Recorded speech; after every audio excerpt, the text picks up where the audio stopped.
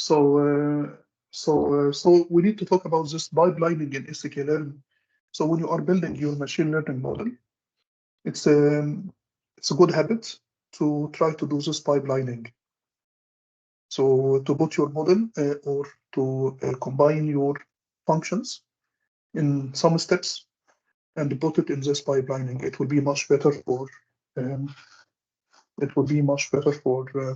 Your code will be more compacted and it will be much better. Yes. I just need to. Okay. So we need to talk about this pipelining in machine learning models, which is very important. So what is machine learning pipelining? A pipeline is created to allow data to flow from its raw format. Can you please mute your computer? Maybe mute yourself because I'm hearing clicks on the keyboard. So this machine learning pipelining, it's a way. This pipelining, it's one way, in fact, to allow your data to flow from its raw format to some useful information, right? So when we do this pipelining, from one side, from the input side, we will feed the system or the pipeline with the raw data, and we will get the classification or regression from the other side, where we will get some insights. So it will be like a pipe, in fact, with this pipelining. As the input from one side will be the raw data, and the output from the other side will be some useful information which we want to get from this data. So it could be from one side we have as input will be maybe images, for example, or whatever, and from the other side we will get classification. It provides a mechanism to assemble several steps that can be cross-validated together while setting different parameters. This pipelining, it will help you to cross-validate many things together. So for example, we feed our model or our pipeline with some raw data from one side. We need to do some data pre-processing. We need to, for example, use some feature selection, feature scaling, dimensionality reduction, whatever. So there are many things which we can do on our data. And after that, we need to feed this data to our model. This model also will have different parameters, hyperparameters. For example, if it is straightforward neural network, maybe we need to test the model with different number of hidden layers and different number of units in each hidden layer. And for example, for different learning rates, for example. So as you can see, we have lots of parameters, which will be very difficult if you don't use pipelining, because in this pipelining, we can try to cross-validate all those numbers together. And also we can optimize for the best set of parameters. So we can use an optimization algorithm, which is grid search. And this grid search can help us to select the best combination of those parameters. So this pipelining, it's a mechanism which will help us to assemble different steps together. So our code will be compacted, and also it will help us to cross-validate many things together. So we can get the best combination of parameters. This pipelining, it improves the performance and organization of the entire modeling process from data into model production. I mean, things will be more organized. It will be easy for people to read your code and to understand it, because things are more compacted and more organized when we are using this pipelining approach. Also, pipelining also it supports scalability. So if you want to scale up your model, for example, if you want to feed it with more data, if you want to use different types of models, for example, it will be easy because things are more organized. So as you can see here in this pipeline, for example, we're starting here from the history. I mean, imagine that this is our pipe, or this is our pipeline, for example. So we are starting from one side with raw data. We will start here with the raw data. And at the end, we will get maybe score. If we are classifying, for example, or maybe accuracy score or scoring or whatever. So from one side, we will have raw data, and from the other side, maybe we will get maybe classification report or classification scores or something. Could be scoring. So maybe we are starting with raw data from one side. So we have a bunch of data sets, maybe it's historical data. And from this data, we need to do some pre-processing steps. these pre-processing steps, it could be feature engineering, for example. So we need to extract the most important or most influential features, because this historical data, it includes not large number of features, input features. So we need to apply some feature engineering techniques, for example. So maybe we need to select the most important features. Maybe we need to apply some dimensionality reduction. Maybe we need to apply some feature engineering techniques. So we need to construct new features from the raw data. So this feature engineering step, it will include many steps. We can start by maybe scaling and normalization, feature selection, dimensionality reduction, for example, principal component analysis. There are many, many things. And after doing this, maybe you will split your data into one part for training and one part for testing, right? So one container for training and another container for testing. The one for training, we will use it for training our model, training and validating. I mean, this training part, we can divide it more into one part for training and one part for validation. So the training set will be used for training our model, and the validation set will be used to ensure that our model is not overfitting. So we need to check the performance in the training process just to ensure that our model will not go into overfit. It will not overfit my data. And after finishing the training process, we will use a test set, and this test set will be used for testing the accuracy of my model.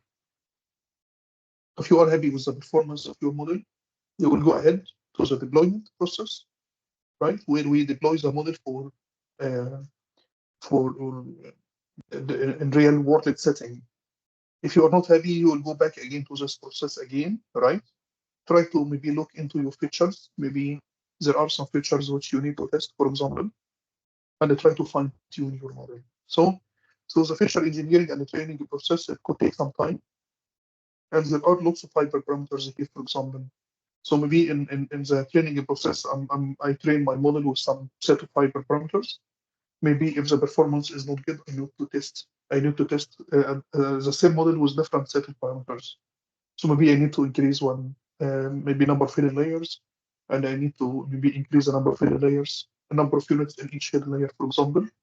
Or maybe I need to select a different activation function. Maybe I need to select a different learning rate, correct, and so on. So there are many hyperparameters which we can test. So in this case, if you will use this pipelining, it will be a nice way for cross-validating all those set of parameters, because you will have maybe a larger set of parameters. And using this pipelining, you will be able to combine all those steps together, and you will be able to cross-validate all those things together. If you are happy with this, we will go for production or model deployment. And in this model deployment, we need to work with maybe stream of data or real-time data. So this one, it's a stream of data. We started here for the training process with historical data, but when we try to implement our model in real-world setting, we need to work with a stream of data. This one, real-world data. So this data may be coming from a sensor. If you are collecting data from sensor, the same feature engineering techniques which you did before in the training, you need to apply it again, exactly the same. So in fact, we just copy the model one more time, the pipeline. But instead of working with historical data, in this case, we will plug it in with stream or real-world data. Just to plug it in real-world data.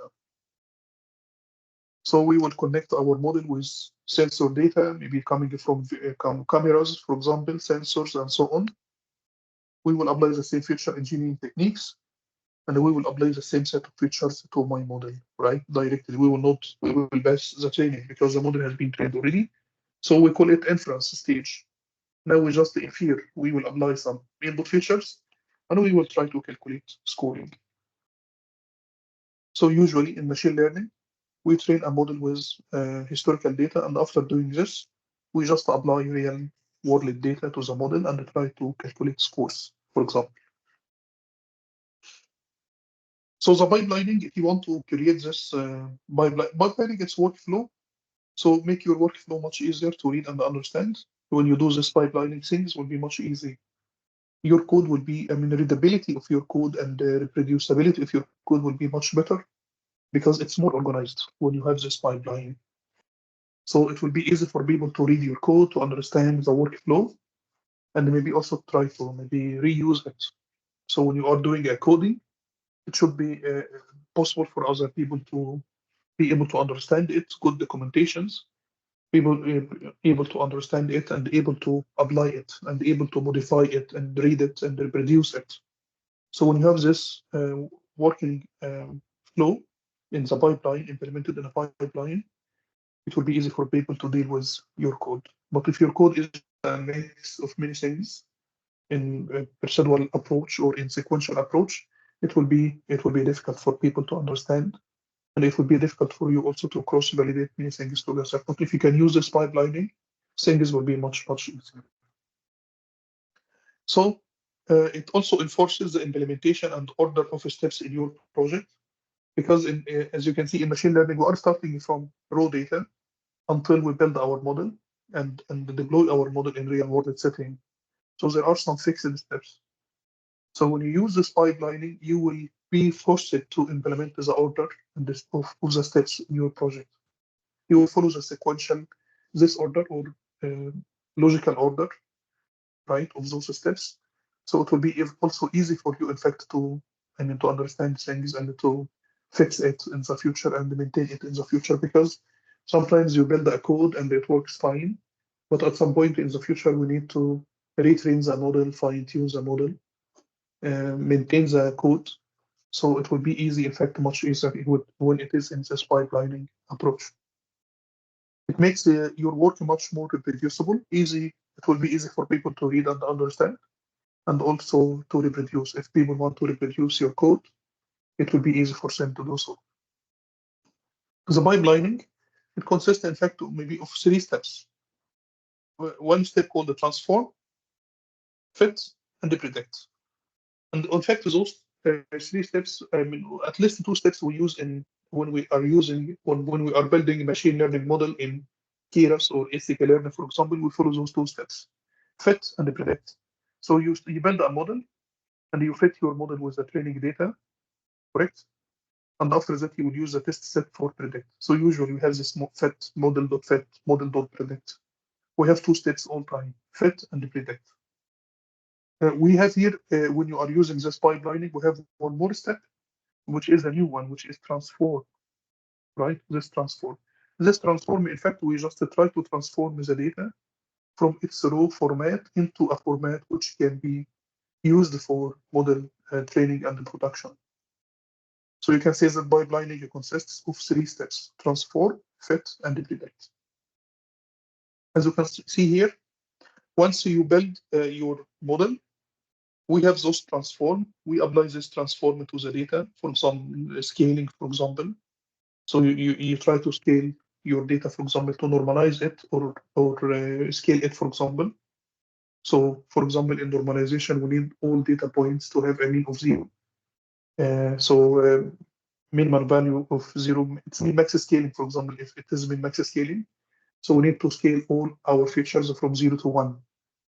So we need to do this kind. It's a transformation because we need to transform all data from its original values into a number between 0 and 1. So we call it scaling, for example. So we can do this first scaling and also dimensionality reduction. We need to transform the data from its original dimension. Maybe I have n features and I need to reduce it to n, where n is maybe less than or equal n, for example. So it's dimensionality reduction. So we try to reduce the data from its original dimension space into a lower dimensional space. And we do this because visualization, it will be easy to visualize. And also it will help us to get rid of redundant data and features which does not make sense. So the model will not get confused. And the model also will be simpler. So we start with this transform. And after doing this transform, we will do fit. What do you mean by fitting? Fit, it means it's the learning process. We will start this learning process. So we have a model, and we need to train this model with the training set, for example. So it's fit the model not fit of X and Y, for example. Now it's pipeline, so it will be like pipeline. If we call it pipeline B, for example, P, So it will be dot fit using X and Y, maybe X train, Y train, for example. So it's just fit. It's a very similar to model training, normal model training in sklearn or in Keras, for example. So we will do this fit for X, fitting our data. So we need to train the model using our training data set. And after that, you need to predict. We do this prediction when we need to test the model with the test set, or when we need to apply it, when we need to deploy it, or apply real world data sets, right? So predict, model predict. So model predict, maybe it will be model.predict of X train, X test, Y test. Because we need to test the performance of my model against the test set. So we will use this model predict or pipeline.predict. So you can just say that we have, and the output, of course, from this prediction, it will be class labels, right? If we are doing a classification, for example, like MNIST dataset, so we need to get one of the 10 classes, 0, 1, 2, 3, until 9. I guess we got some people joining us. Can you accept the people who are joining us, please?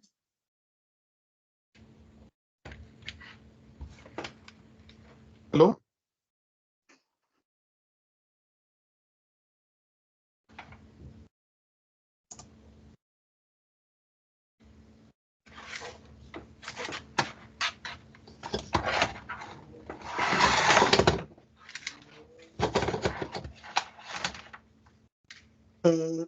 Is there anyone joining us? Okay, Martin? Okay, Martin, okay, good. Yes. So now we are all in. This is very good. Okay.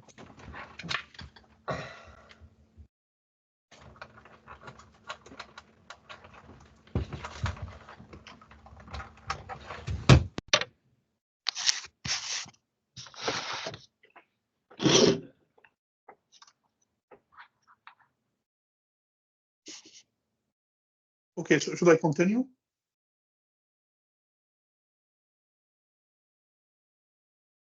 Okay, so now we will, and I will just, okay, thank you.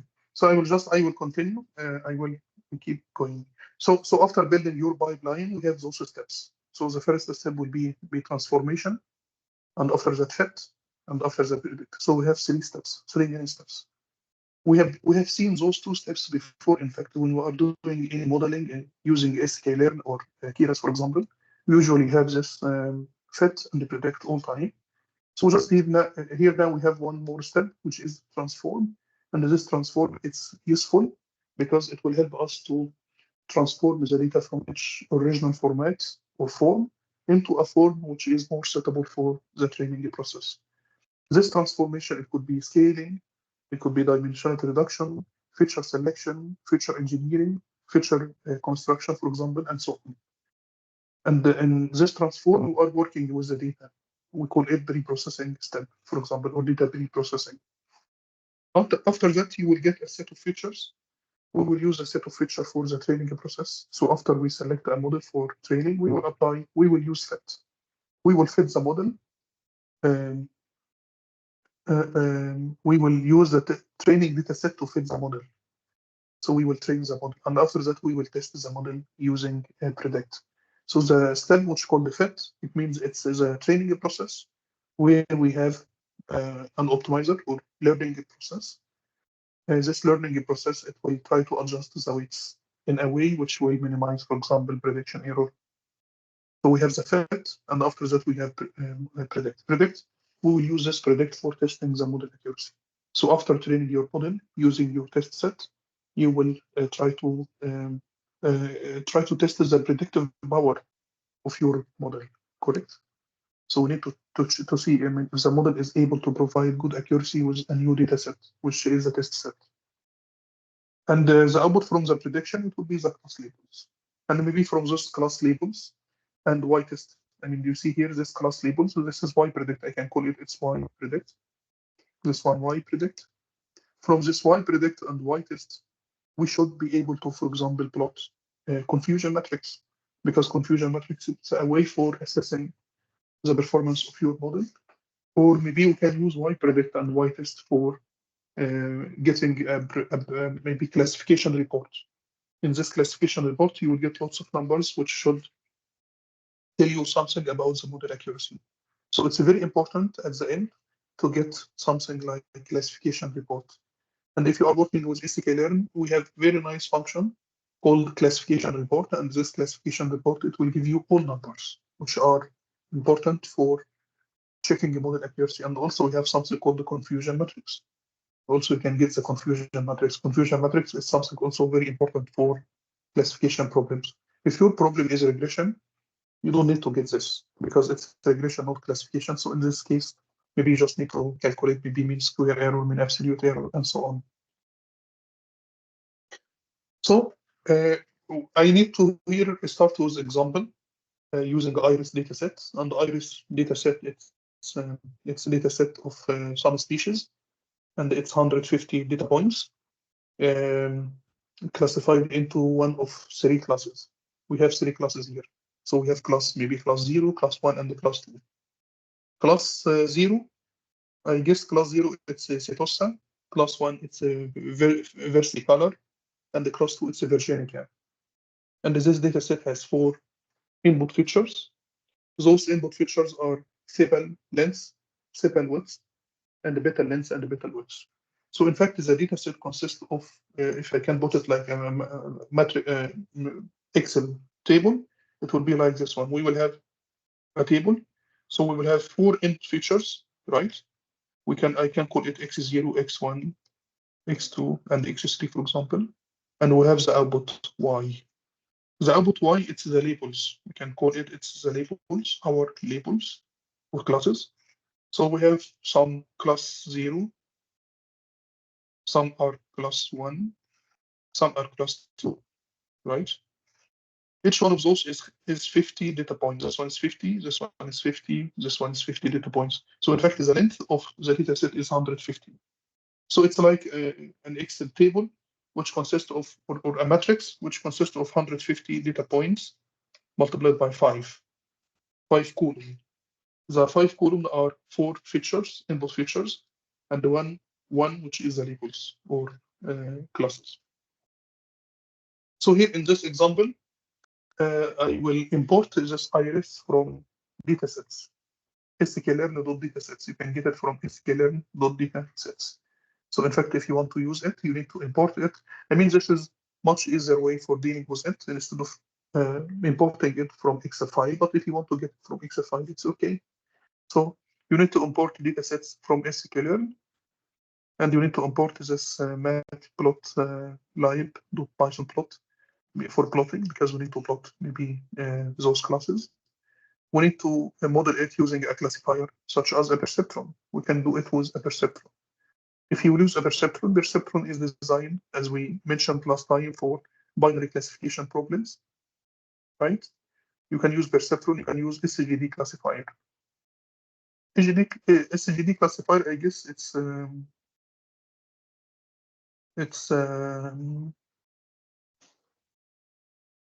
maybe linear model. It's a linear model also, but I don't remember SGD classifier. What is the activation function here, in fact? So you can check at SGD classifier, please. So if you want to use perceptron or SGD classifier, you need to import it from sklearn.linear model. So SGD classifier.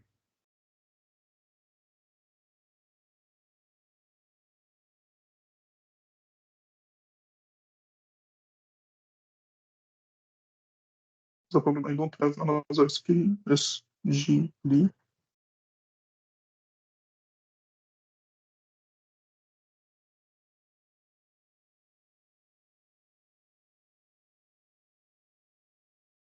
Yeah, linear, it's a linear classifier. In fact, it supports vector machine logistic regression. It could be logistic regression or support with SGD. SGD, it's stochastic gradient descent. See, SGD here stands for stochastic gradient descent, SGD classifier. So it's a model which is being trained using SGD training. Stochastic gradient descent learning. The gradient of the loss is estimated at each step, and the model is updated along the way with a decreasing strength schedule. Learning rate. SGD allows, anyway. So So this implementation works with data represented as a dense or sparsely arrays of floating point values. By default, it fits a linear support vector machine. So maybe this one is support vector machine, in fact, SVM.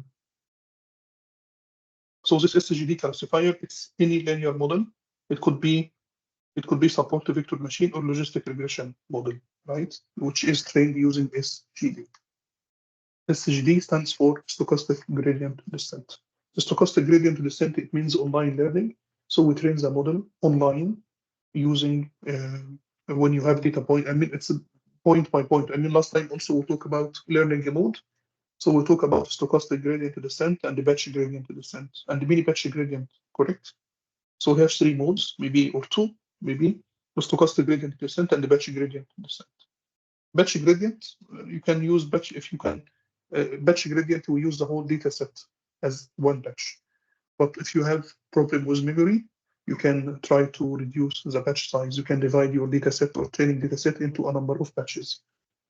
So maybe in this case, we can call it mini batch gradient descent. So it's a trade-off between the stochastic gradient descent, where the batch size is one data point, and the batch gradient, where the whole data set will be used as one batch. From decomposition, it's data. I mean, it's we can use principal component analysis. From decomposition, principal component analysis, we can use it for dimensionality reduction. You can use, in fact, for dimensionality reduction, we can use principal component analysis, and also can use autoencoder. Did you hear about autoencoder? So do you know the difference between autoencoder and the principal component analysis? So principal component analysis, it's a statistical tool. So based on some statistics and correlation coefficient, we can calculate a score, and this score will help us to sort. No, in fact, it's a principal component. Yeah, it's try to get principal components using some statistical tools, the transformation matrix, and so on. So it's an approach which is used for getting principal components. We can use also autoencoder for the same way.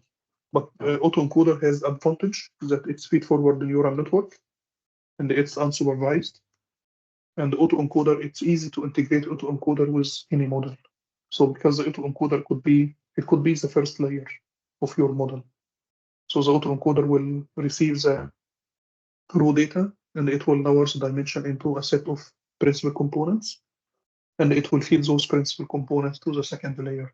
So you can train an autoencoder, and you can use this autoencoder as the first layer of your model.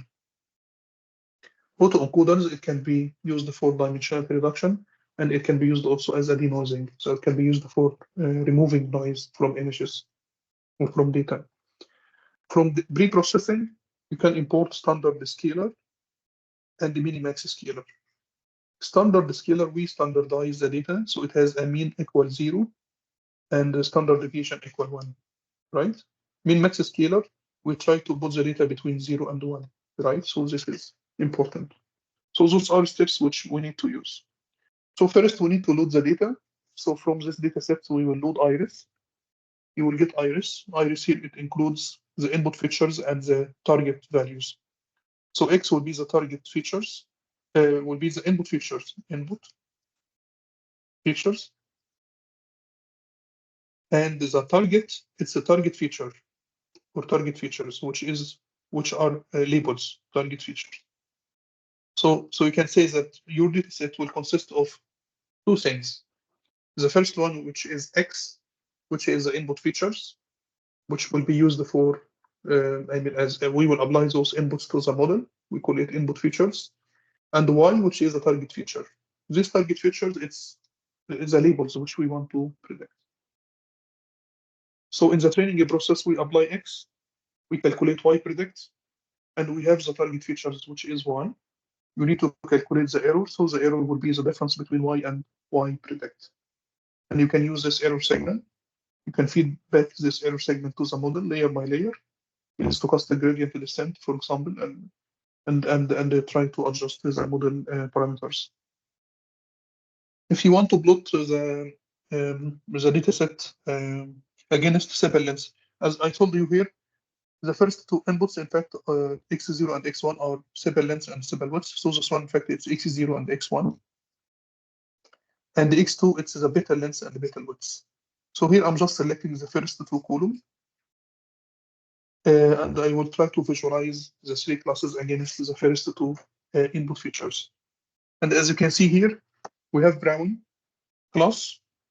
I don't know which one, in fact, it could be Setosta, Versicolor, or Virginica. So we have here one class, as you can see, which is very good. So in fact, using x0 and x1, it will be easy to classify this one. We have a problem here between the green and the yellow. The green and the yellow are too much overlapped. So as you can see here, so if we need to say that, okay, this is green, for example, and maybe this one should be green, this one should be yellow. So as you can see, we have too much overlap between the two classes. And this overlap, it will reduce model accuracy. Because here, as you can see here, if we said that this is class 0, maybe class 0, this is class 1, this is class 2, you can see here we have some yellow circles in class, will be classified as class 2, and we have also some green, which will be misclassified as yellow, right? So this is, we can see this from the classification report, or we can see this from the confusion matrix. We have to overlap. To avoid this kind of overlap, maybe we need to test if we can plot this data set against x0 and x2. Maybe if we did that against x0 and x2, we will get better results.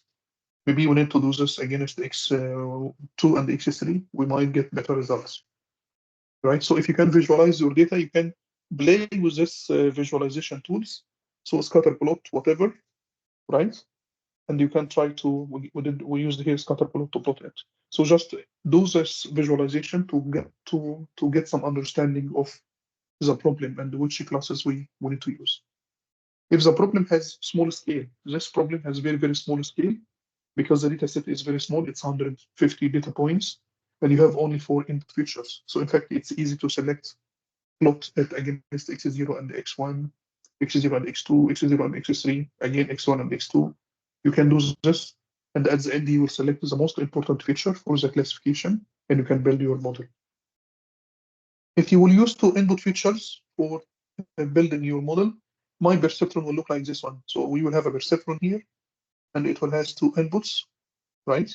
One input is x0, for example, the other one is x1, and this one will be connected with maybe omega 0 and omega 1.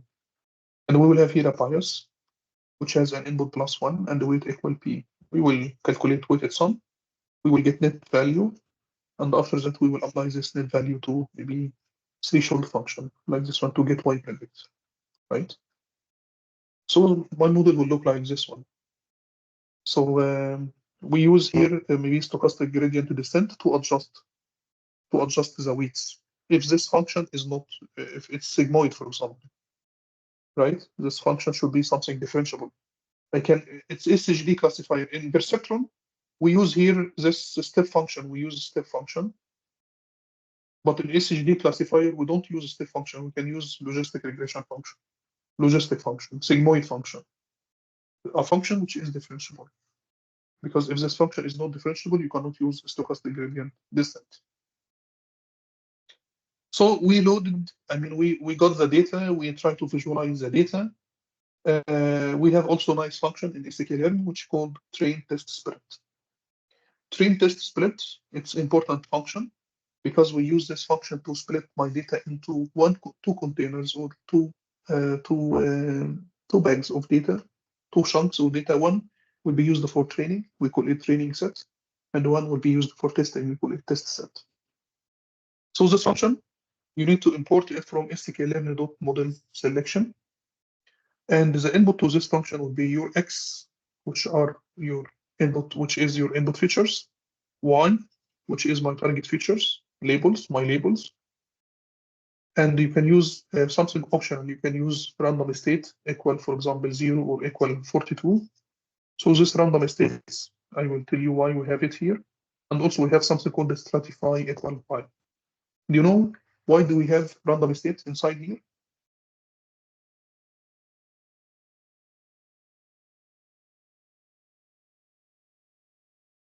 Did you use the train test split before? Is it so we can do the test again later with the same result? Yes, this is correct. So why will so this is closed results and stratify. What does stratify called? Why you have stratify? What is the function of stratify?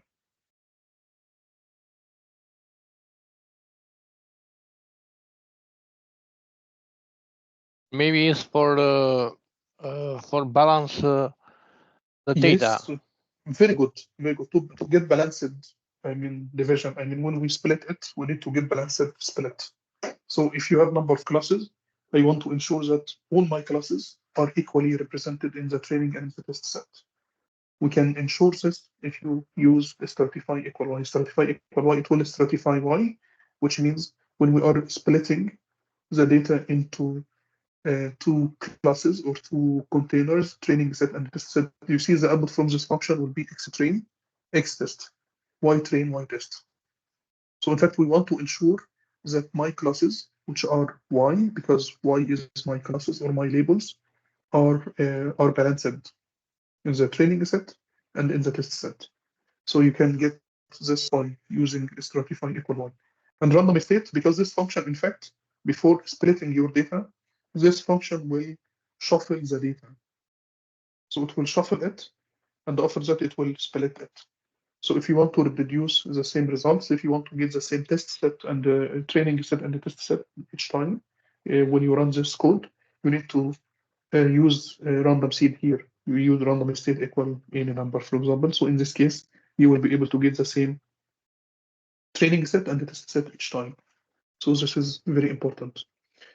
So you can test that after getting X train, the X test, Y train, Y test. You can bin count. You have NP or num-b function called the bin count. You can bin count Y train and the bin count Y test to see how many, because Y test here, because this is labeled, this is Y, so we will random, we will shuffle, and we will split. So I need to see how many from class 0 is in the test, in the training set, how many from class 1, and how many from class 2 are in the training set.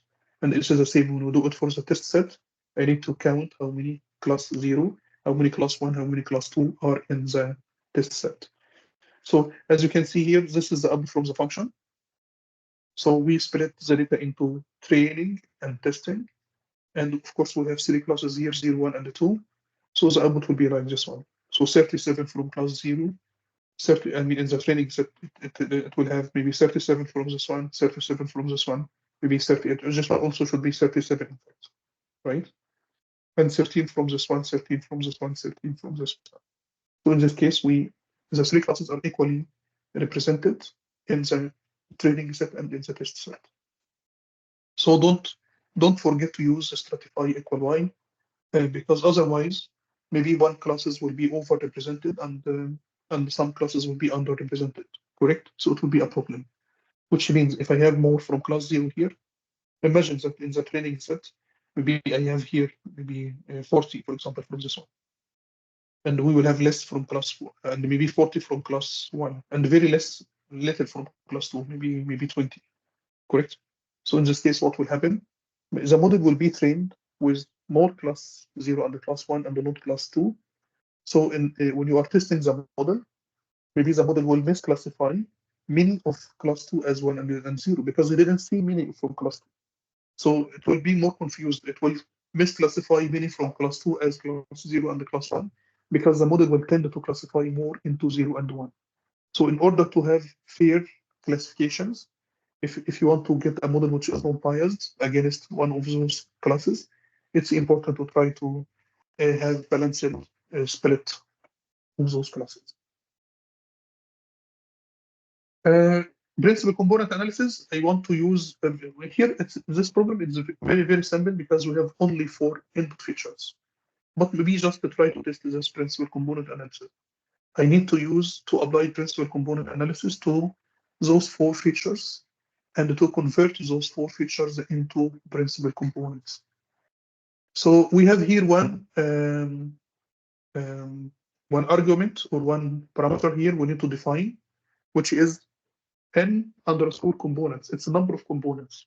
how many principal components you want to get. Principal component analysis, it will be like a function like this one. So the input will be x, and the output will be the principal components, correct? So usually, the input here, the size of input is 4. We have 4 inputs. So the 4 inputs will be, we will apply 4 inputs. We should get also 4 principal components sorted in descending order, right? So we have principal component 1, principal component 2, principal component 3, principal component 4.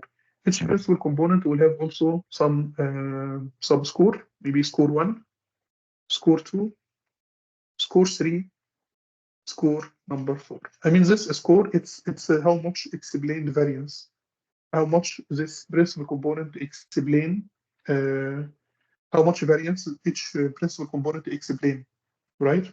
So this one will be the score. So maybe, and it will be sorted in descending order. So maybe score number 1, principal component 1, as you can see here, first principal component, it explains around 92%, do you see? So the score here, the explained variance of the first principal component, it will be 92%. So I can train my model using only this principal component, because this one explains a lot. It explains 92%, 92.5% of the variance of my data. Principal component 2, it explains 5.3, right? Principal component 3, it explains 1.7%. Principal component number 4, it explains 0.5%. So this is the idea here from the dimensional reduction. So in fact, instead of working with 4 inputs, so because in reality, I can just apply those 4 input values to my model and train my classifier. So instead of using those 4 inputs, maybe I can just select the principal component 1 and the principal component 2. Because in fact, the principal component 1 plus principal component 2, it will be like 92, it will be 98%, correct? So it will, both principal component 1 and 2 will explain 98% of the variance of my data. So both are representing 98% of the information or the variations in your data set, right? So in fact, it's enough. I can just train my model using principal component 1 and the principal component 2. And in this case, in fact, it will be easy to visualize your classes. So instead of plotting your classes against x0 and x1, no, I will plot it against principal component 1 and the principal component 2, right? And you can just ignore the other 2 principal components, because the other 2 principal components are around 2%. So if I have 98% of my data already, if I have 98% of the information, so it's enough to build a simple model using maybe a perceptron, using 2 inputs, and that is it. And it will be easy to visualize. So it will be easy to plot the decision boundary and visualize your classes. So your model will be very, very simple. And at the same time, it has been trained using 2 principal components. And those 2 principal components carry lots of information, or very representative of your data. So the principal component analysis, you need here to define how many principal components you want to get. So you can say that, okay, I want to get 2, because number of inputs here is 4, so you will get maximum 4. So you can decide here if you want to train your model using 2 or 3 or 4 or 1. So this n components, it will be a hyperparameter. You can select it 1, you can select it 2, you can select it maybe 3, which means I will use the first 3 components. You can just say, no, I will use the 4. It's okay also to use the 4 components, because in fact, those 4 components will be 4 principal components, but they will be better representation of your data set. So even if you want to use the principal components, 4 principal components without any dimensionality reduction, those 4 principal components, they are unique, in fact, unique features. So because all those principal components are perpendicular to each other, right? So it will be like this one. But it does not make sense to use maybe more than 3, because we will not be able to visualize it. This principal component, it is used in fact to simplify visualization, because if you have 4 input features, I cannot plot my data in one graph. I cannot plot it in 4-dimensional space, and I need to omit one. So I can use principal component, and in this case, I will just plot my data against maybe the first three principal components. And as you can see, this is the cumulative explained variance. So in fact, this is the variance of that principal component. This number, it's the summation of this one and this one, which is very close to 98%. And this is the explained variance of the three principal components. It will be like 99.5, correct? And finally, this one will be 100%. So this is a cumulative explained variance. You can just say that, okay, I will use the first two principal components because both of them explain to be more than 98%. You can say that, okay, I will use the first three components because the first three components together will explain to be 99.5%, and I will ignore this one because this one does not make any sense for me. Does not make any, significant contribution to my model, right?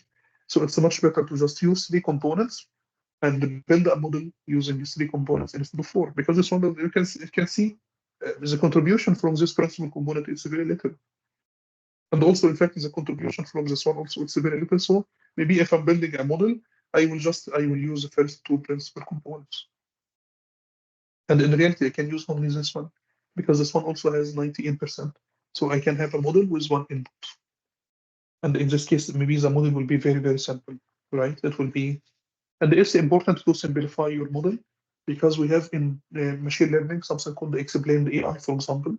And when it is explained AI, it's important to explain which input feature has significant impact on your classification. For example, if you classify this one as a dog and a cat, why? So some people want to understand it. It's very important to understand. So there is an area in machine learning called explained AI, for example, where there are some models which can be applied to try to explain things. Because as you know, in machine learning, it's a black box model, so it's very difficult to understand why this one was classified into dog and or cat, for example.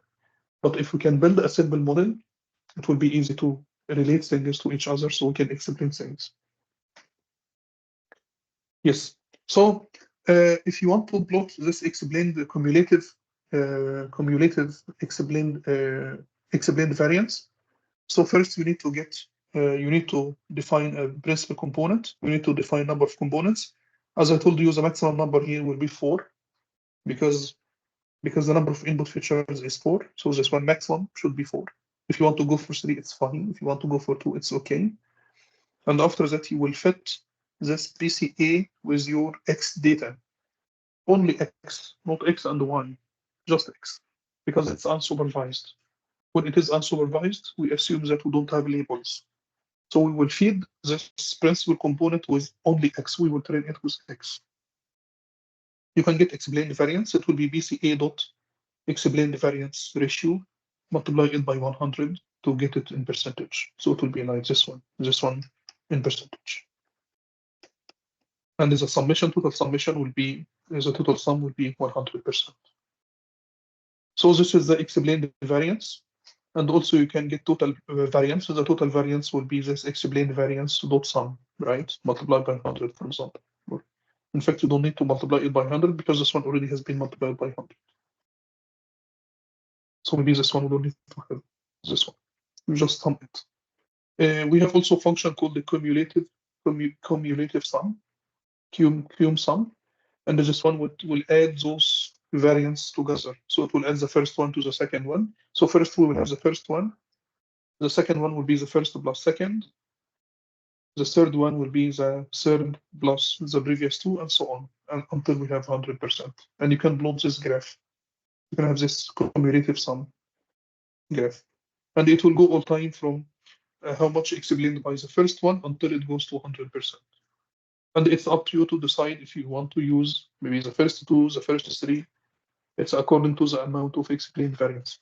Amount of explained information and by those two principal components. And how much reduction you want to achieve. We can use principal component for for dimensional reduction and data compression, in fact. Because now I can compress all the input features into 2 or 3, right? It could be an image, in fact. We can use an image. We can compress an image using a principal component analysis, right? And when you compress an image, you will lose some information, of course, but it will be it will consume less space in your memory, right? So we can use principal component for dimensionality reduction and for data compression. And it's the same also, we can use autoencoder for the same, for dimensionality reduction and the data compression. Because now each species, each iris species, which is a flower, right? It's a flower like this one, and it's represented by 4 values, right? It's represented by 4 values. So using dimensionality reduction, I can just represent it by only 2, principal component 1 and principal component 2. Do you see? So it's data reduction, dimensionality reduction, and also data compression. Because instead of using 4 values to represent this species, I will just use 2. So it's data compression. While you are keeping the same information or not losing too much. So if I use principal component 1 and 2, I will still be able to represent 98% of the information. We will lose only 2%. We lose 2%, but at the cost of reducing the maybe vector size from 4. If it's a float number, maybe if each one is represented or stored in 3 bits, 3 bytes. So the one 3 times 4, it will be 12 bytes. Now we do it into 6 bytes. Correct? So it's a dimensionality reduction, and you can just scale it up to images, videos, and so on. So principal component analysis, it's a very important technique which we use for dimensionality reduction and the data compression. Here I try to plot your classes against some principal components. So first I have this one. It's the original graph where we plot the data against sepal width and sepal length. So this is a graph which we saw before. And you can see that this one was okay. It's very fine.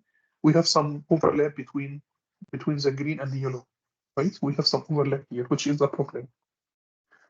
But if you can plot the 3 classes against principal component 1 and 2, so it's in 2-dimensional space. So now we go from this one into this one. Here we selected 2 input features, x0 and x1. But now I'm plotting it against principal component 1 and principal component 2. You can see that, okay, what happened? This one is perfect. It was okay anyway from the beginning. But you can see that green and the yellow are much better.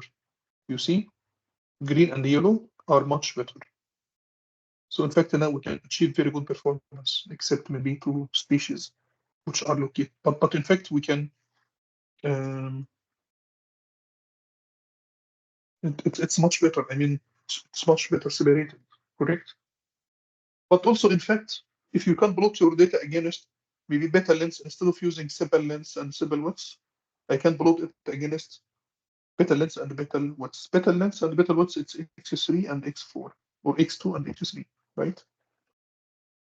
You see, we have very good separation also. This one is okay. It was okay from the beginning. This one is very, very good, right? And also we will get also some overlap here. See?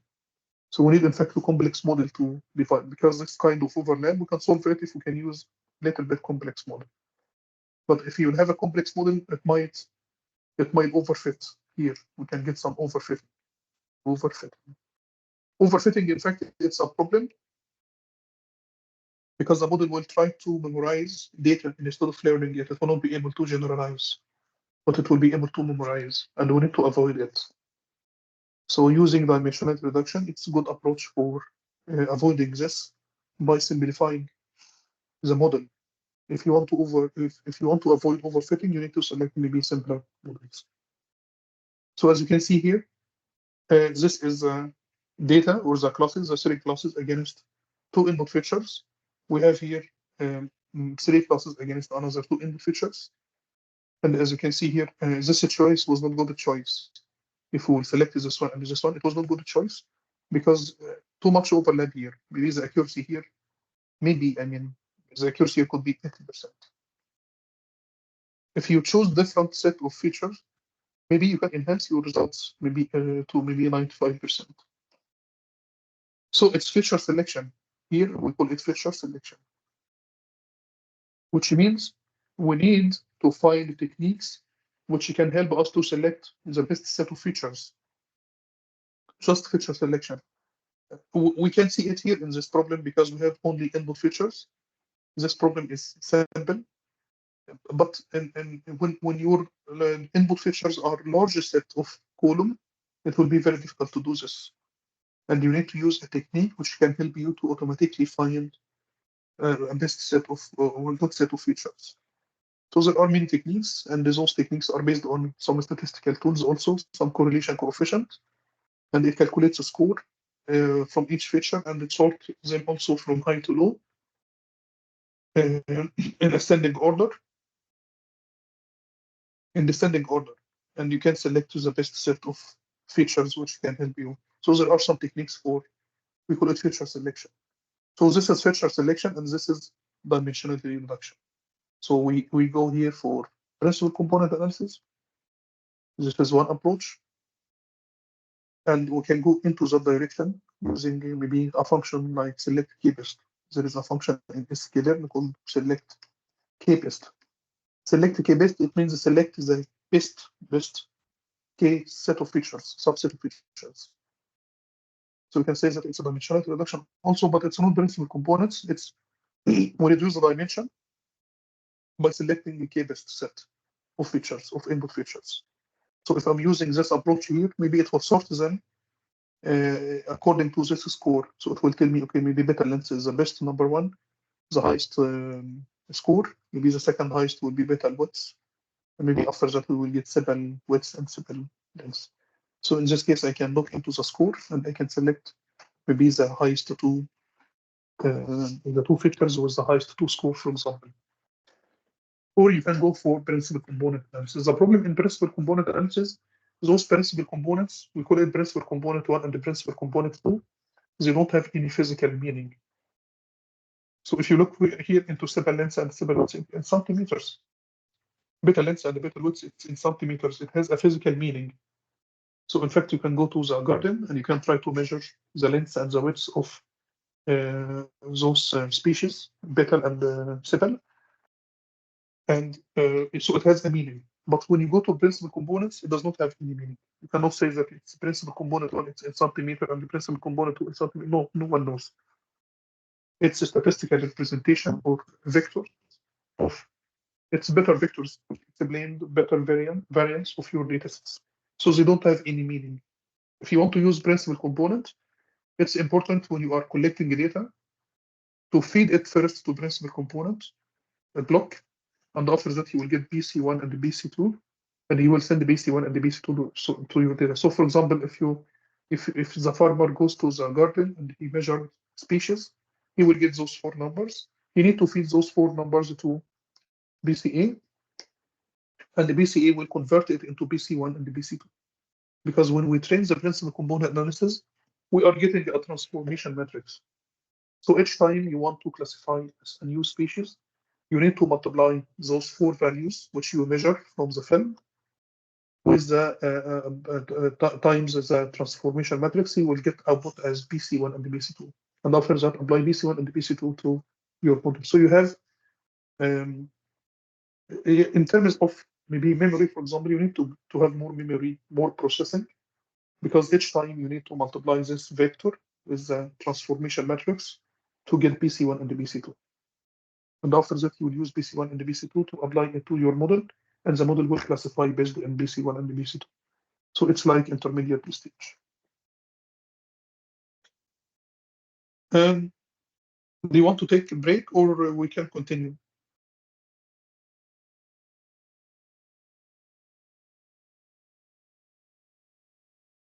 Should we continue, or should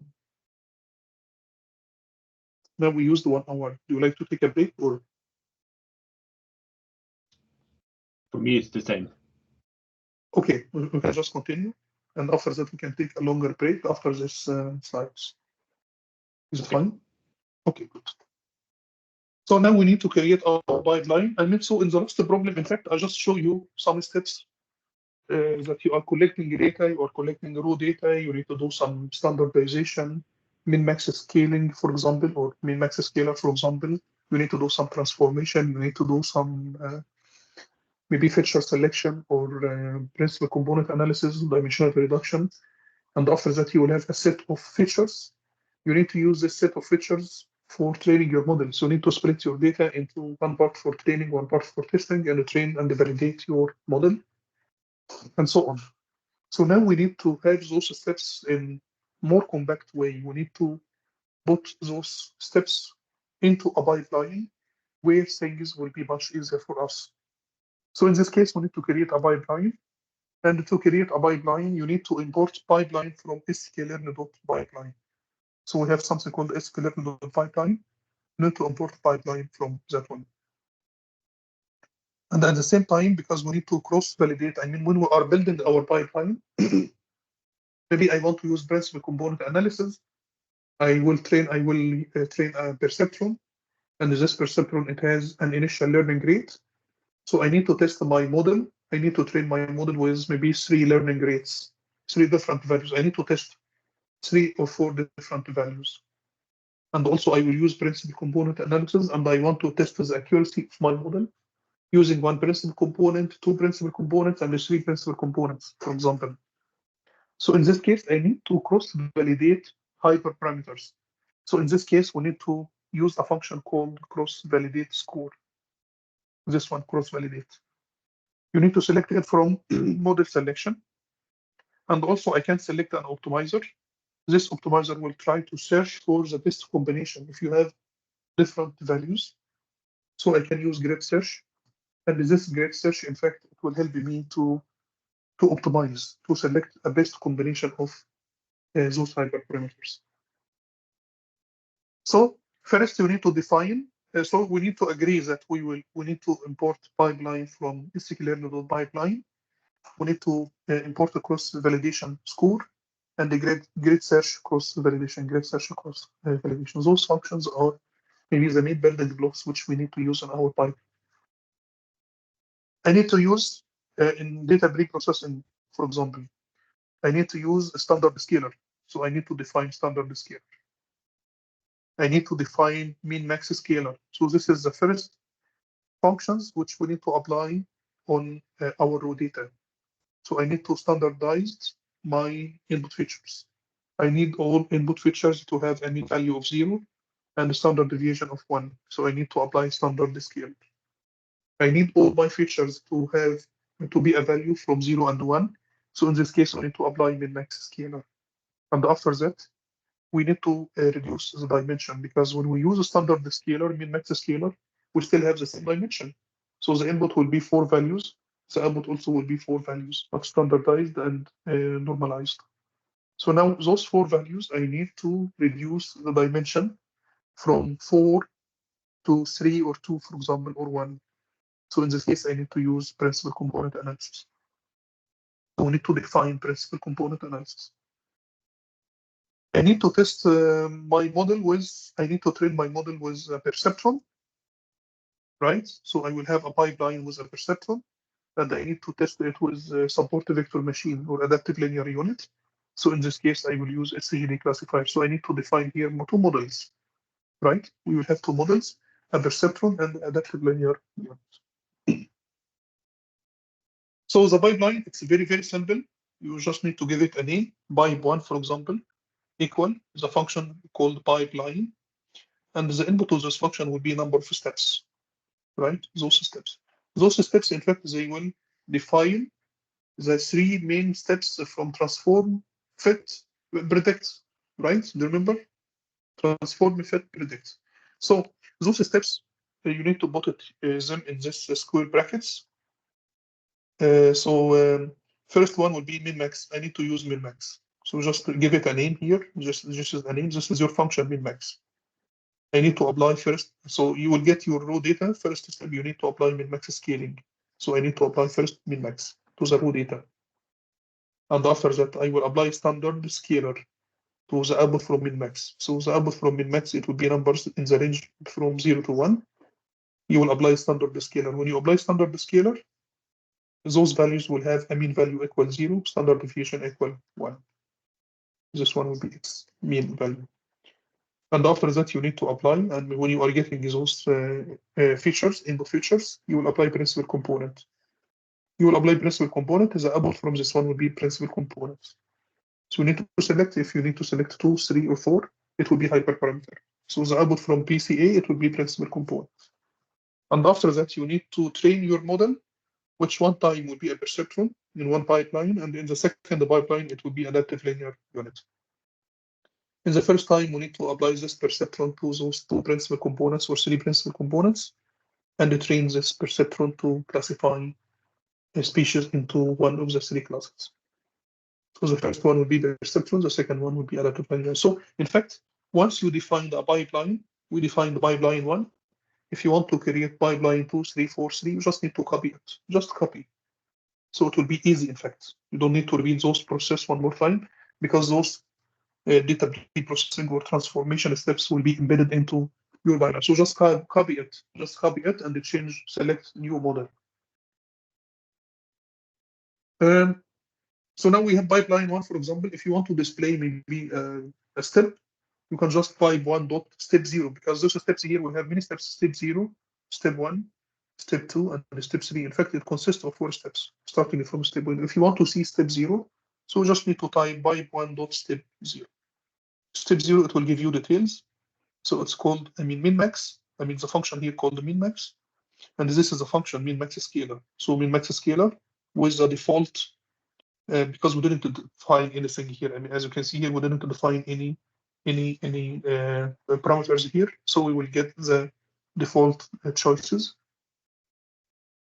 So the feature range will be a number between 0 and 1, right? So we need to have all our features from 0 to 1, because it's normalization or minimax scaling. If you want to see step 1 or step 2, it's the same. It will be pipe 1 dot step square brackets 1 or 2 or 3, for example, so you can see all parameters of those steps. If you want to set a parameter, for example, I need to define the initial learning rate to 0.5 of the perceptron. So in this case, it will be pipe 1 dot set underscore parameters, and as argument here, it will be percept. We need to change the learning rate of this perceptron to 0.5. So in this case, you need to go to this one. So it will be percept 2 underscores eta 0 equal 0.5. So now we defined the initial learning rate to 0.5. And when you run this code, it will just print the whole pipeline. So the pipeline, you can see here that those are my steps. This is step 0, which is min-max scalar. Step 0, comma, standard scalar. Right? So this is step 0. This is step number 1. Principal component, this one. So this one will be step 2. And after that, we will have the perceptron. So the perceptron, it will be like this one. Those are the hyperparameters or the parameters of the perceptron. And as you can see here, because we changed the initial learning rate to 0.5, now eta 0 is 0.5. Right? So in our case here, the pipeline consists of 4 steps. Step 0, min-max scaling. Step 1, standardization or standard scalar, principal component. Step 2, and the modeling step 3. Now we have here, we have here two important steps. Those steps are transformation and fitting, or just to transform and fit, because fit and predict, in fact, right? So now we need to train our model. If you want to train this model,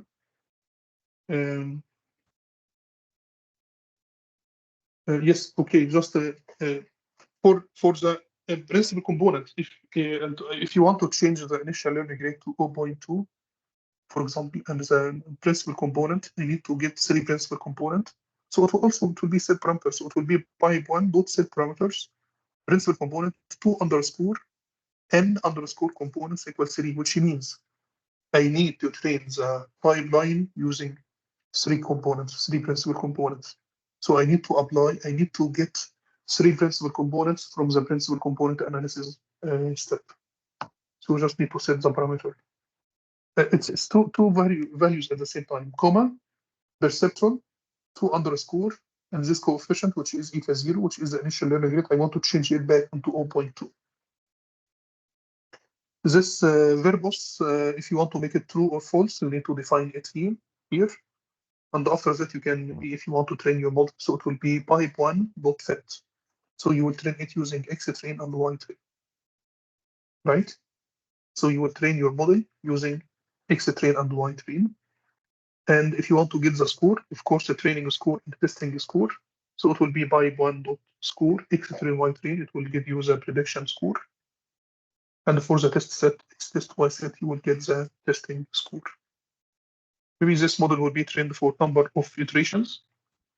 So at the end, you will get this summary, for example. So from step 1 to 4, the processing minimax from 1 to 4. Step 1 of 4, sorry, step 1 of 4, processing min-max scaling, it takes this time. Step 2 of 4, which is standard scaler, it took this amount of time. Step 3 of 4, which is principal component analysis, it took this amount of time. And finally, step 4 of 4, which is model training, processing the perceptron, it took also this time for. So you will get those details at the end. And at the end, you will get also maybe the training score here, because this is printing the part. So the training score will be this one, and the testing score will be this one. Because it's a classification problem, so maybe you want to get maybe confusion matrix, precision, recall, accuracy. I mean, precision, recall, and if you want to score and all those numbers, you can get those numbers maybe from classification report. So instead of doing this, you can just use classification report. So from this matrix, in fact, you have here confusion matrix, precision score, recall score, maybe F1 score, correct? And the classification report, you can get classification report directly, and it will give you all those numbers. So now I will use my model for the pipeline to predict, because I need to test the prediction capability of my model. So I need to get y predict. You can get y predict by pipe1.predict, and the input will be x test. So for the x test, I need to get y predict. If you have y predict and y test, you can get confusion matrix. So the confusion matrix, the input of the confusion matrix will be y test and y predict, because it will plot. We have here 3 classes. So the confusion matrix should be something like this one, right? Should be something like this one. This is class, maybe this is predicted, and this is a test set. This one will be predict. So have here class 0, 1, 2, class 0, 1, 2. How many from class 0 was classified as 0? How many from class 1 was classified as 1? How many from class 2 were classified as? We are interested to get all numbers across this diagram.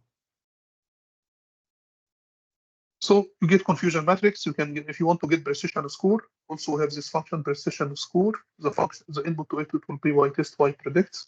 Recall score, it's the same, so you can get all those numbers. But as I told you, you can use, for short, you can use something called the classification report. And the classification report, it will give you all those numbers.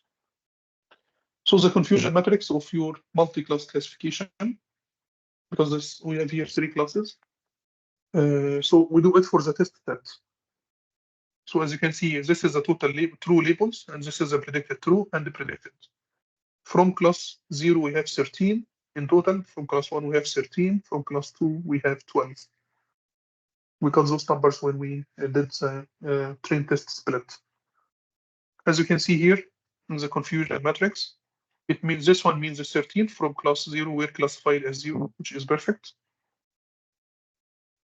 This one means the 6 from class 1, which is in total 13, were correctly classified as 1. So we have a problem here, in fact. So only 6. We have here in total from class 1, we have 13. Only 6 were correctly classified as 1. And unfortunately, 6 were misclassified as 2, and 1 was classified as 0. So in fact, in the middle here, we have a problem. In the middle class number 1, because 6 were classified as 1, 1 misclassified as 0, and the 6 were misclassified as 2. So which is a problem here. So if you want to get maybe the accuracy or the precision, so it will be 6 divided. No, the precision will be 100%. In fact, the precision which is misleading. So the precision here means what portion of positive identification was actually correctly. How many from those 6 were correctly classified as 1? So we got 6 and all 6 were correctly classified as 1. So the precision, in fact, it's 100%, but we need to look into this recall number, which is 46%. So it's very important to not miss numbers, because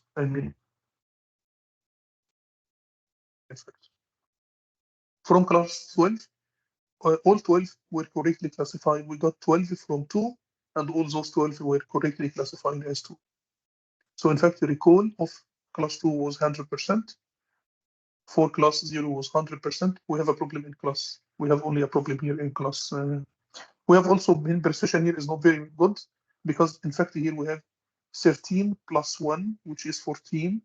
So in fact we got here 14 0, but out of those 14 0 have only 13, which is 0. It's a 13 divided by 14, because here we got, for the predicted labels, we got 14 predicted as 0, correct? We have 14 predicted as 0, but out of those 14, we have only 13 were correctly 0. This one was not 0, this one was 1, in fact. So the precision here will be 13 divided by 14. Precision here we got 6, only 6, 1, and all those 6 were classified as 1. So the precision here, in fact, is 6 divided by 6 is 1, which is 100%. Right? Here we have 6 plus 12, which is 18. Sorry, 6 plus 12 are classified. We have predicted 2 as 2 plus 2. We have 18, in fact. But only 6 of those 18, only 12 are correctly classified. Only 12 are 2. We have 6, but those 6 are not 2. In fact, they are 1. They are 1 misclassified as 2. So out from those 18, we have only 12 as 2 are correctly classified as 2. So the precision here will be 12 divided by 18. So it will be 66.67%. So you can get those numbers, and you can get also overall prediction, overall accuracy, or overall precision. The overall precision here is 86% overall precision, and the overall recall was 82%.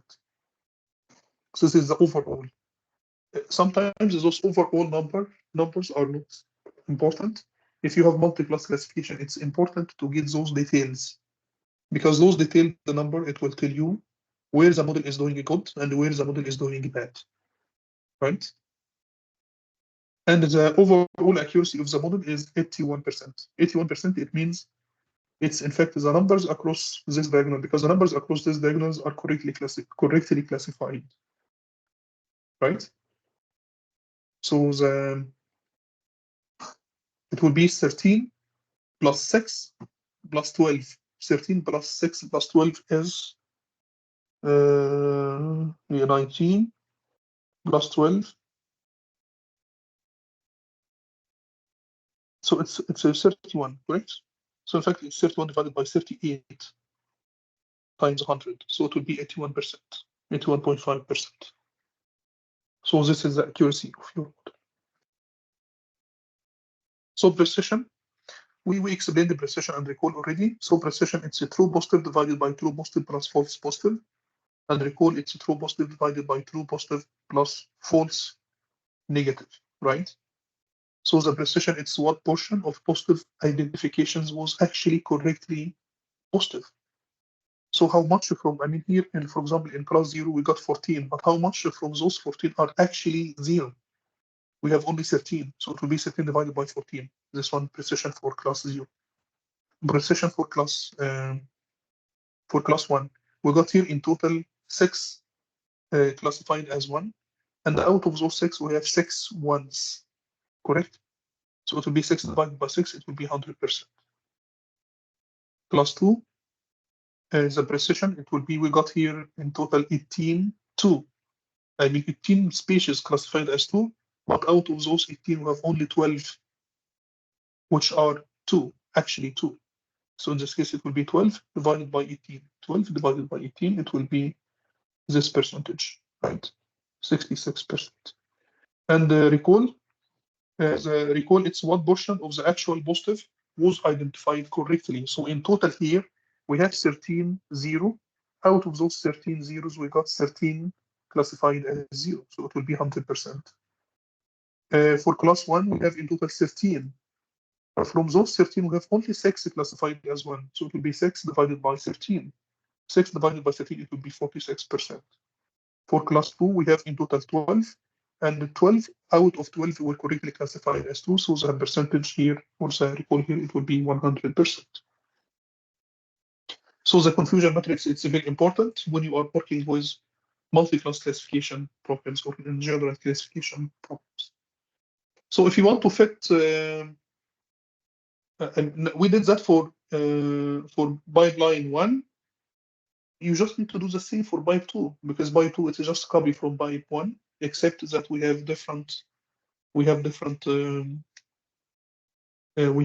model. We will use a SGD classifier, which is maybe support vector machine or adaptive linear unit. So if you need to do it for pipe 2, you can see also the steps. Pipe 2.steps, you will print out all the steps. If you want to change the parameters, you can set parameter adaptive linear unit double underscore eta 0. So you need to change the initial linear rate to 0.5, and after that you will train pipe 2.fit using xtrain ytrain, and you will get all the scores, the training score, the testing score. Correct. This one, in fact, it's much better than perceptron. And this is the confusion matrix. You see, the accuracy precision is 100% and recall is 100%. All 13 classified as 0. All 13 classified as 1. All 12 classified as 2. So in fact, using SGD classifier, we got much better results compared to a perceptron. And as you can see here, the model was just copy. Just copy it. Once you build your pipeline, and if you want to create a new pipeline, just give it a name and it changes the model. So we have pipeline 1. Pipeline 1, where it is? Yes, we have pipeline 1. Yes, pipe 1 and pipe 2. So pipe 2, it's just a copy of pipe 1. So it's the same steps. If you now you want to test a new model, for example, just copy pipe 1 again, call it pipe 3, for example, and it changes the model. You don't need to do too much things, because all things now are compacted and are well defined and stacked in a pipeline. So things will be much better. So now we are training pipe 2. We are getting all those numbers quickly. So if you want to make some changes, I mean, things will be very easy. Now we need to use, if you want to use grid search, how can we use it? So grid search, it's exhaustive search over specified. Maybe you got this one with Hansburg, in fact, this grid search. So you do this search over specified parameter values for an estimator. We can do it here, for example. If I want to, so I will import a grid search CV, grid search cross validation. I will import it from model selection. You need to define parameter grid. This parameter grid, it will be dictionary. I need to select, I need to choose from this, I need to test principal component analysis within the components 1, 2, 3, and 4. So I need to do this test. And I need to test the perception with different learning rates. I want to test it with 0.2, 0.5, 0.8, or 1. So in this case, how many models? So in fact, you have here N components. We have 4 different N components, correct? And also we have 1, 2, 3, 4. We have 4 different learning rates, correct? So in this case, what will happen? In fact, I need to train my model with N component 1 and initial learning rate 0.2. So this one will be one trialing. Second trial, it will be 1 and 0.5. It will be 2. 1 and 0.8. 1 and 1. And repeat this process with 2. So in fact, 4 times 4. In fact, we need to train 16 candidate models if you want, in reality. If you will not use grid search, if you will not use an optimization algorithm, you need to train this model 16 times, which means you will have 16 candidate models, right? So in this case, you need to run your code if you will not use pipeline or if you will not use grid search cross validation, for example. So in this case, you need to train your model 16 times, and each time you will get those scores, and you need to compare and select the best one. And you can see that, okay, this is the best combination. So it will take time. Maybe you need to run it into 4 loops. one for loop will take you it will navigate you across any components, and the second for loop will be for the initial learning rate. So it will take too much time from you, and at the end your code will be very complicated, and I mean readability, it will be very difficult. It will be very difficult for people to read it, to understand it.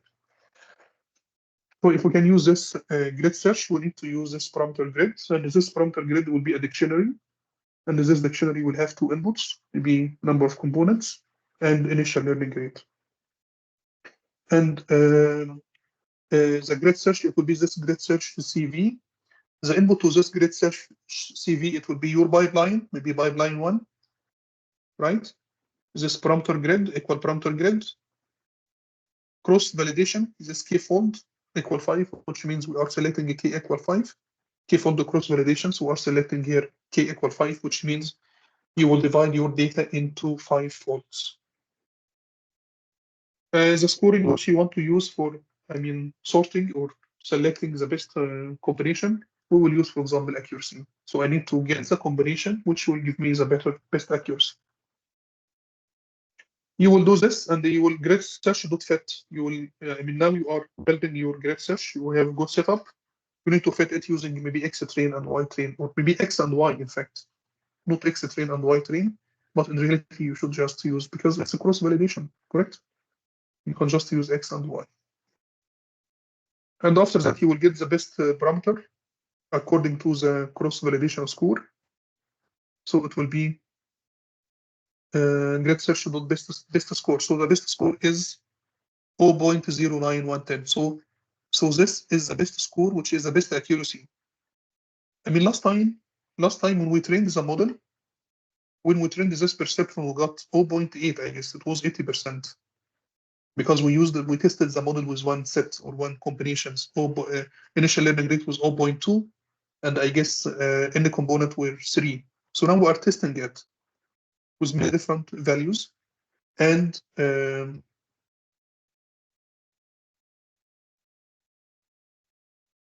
oh, sorry for this. I did a mistake and I destroyed my PowerPoint.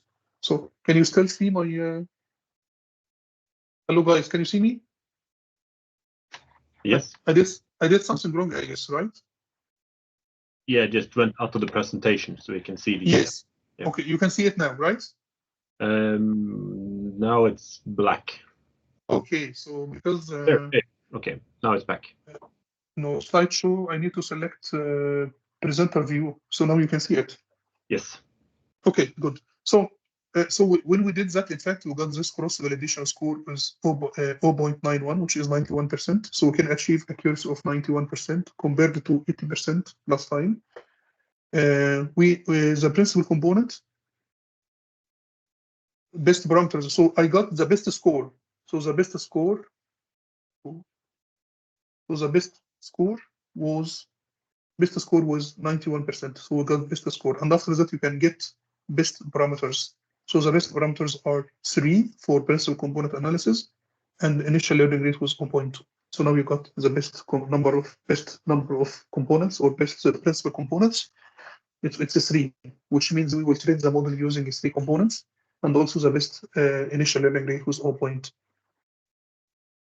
And if you want, maybe for predicting, I need now to use this model for predicting, so I can just feed this grid search with grid search.predict using X-tests. You can get the accuracy. It means you can see the performance series accuracy is very well, and at the same time also you can, in fact, you need to have here maybe also confusion matrix, and also classification.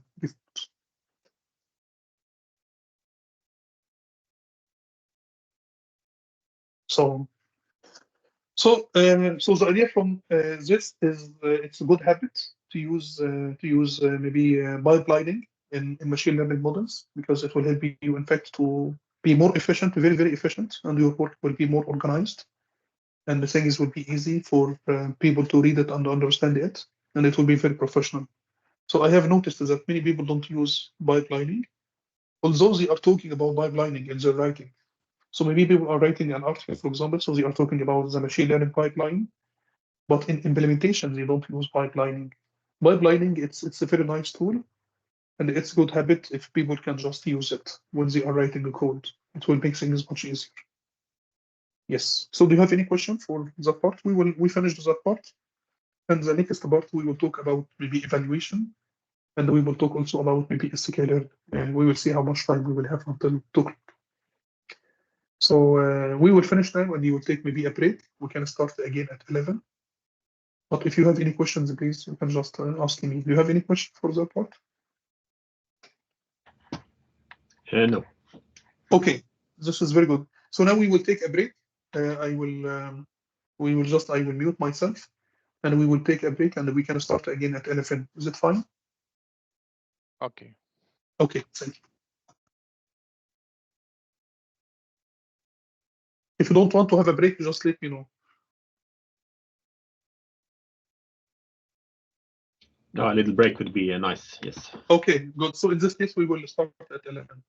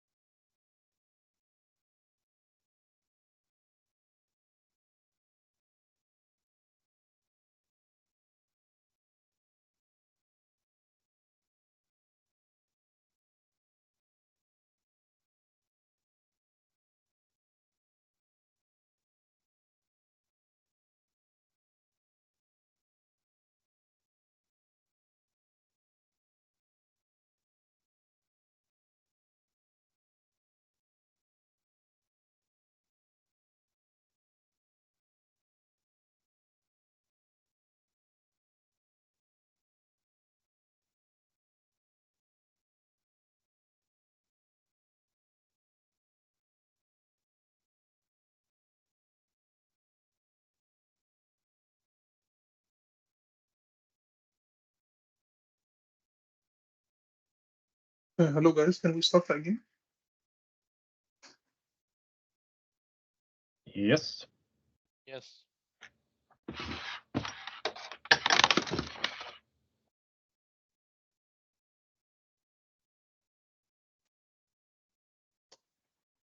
So we need to talk about this. I mean, when people evaluate their models, usually they try to get some numbers. So it's very important that you don't claim, you don't have very strong claims when you talk about when you try to present your model accuracy, for example. And usually people try to, I mean, report the results as a scalar number. So just one number. So my model accuracy is, for example, 85% or 90%. But this is not correct. In fact, we need to use something called the confidence interval. We need to report our result as a range, not as a number. Because if you report your result as number, maybe it will be very difficult to to reproduce it. So if someone try to train your model again, and if he cannot get the same results, it will be a problem, right? So it's better, in fact, to be safe. It's better to report your results as an interval, not as a scalar number. So here so for example, instead of reporting your results as my model has an accuracy of maybe, for example, maybe 95%, you can say, no, my mean accuracy is this number, maybe it's 90%, plus minus some standard deviation, for example, right? So in this case, it would be a range. So instead of reporting your results as a scalar number, it will be as a range. So in this case, if someone tried to reproduce your results, and if he cannot get the exact results, maybe he will be able to get results within this range, right? So it would be more safe and it would be more professional.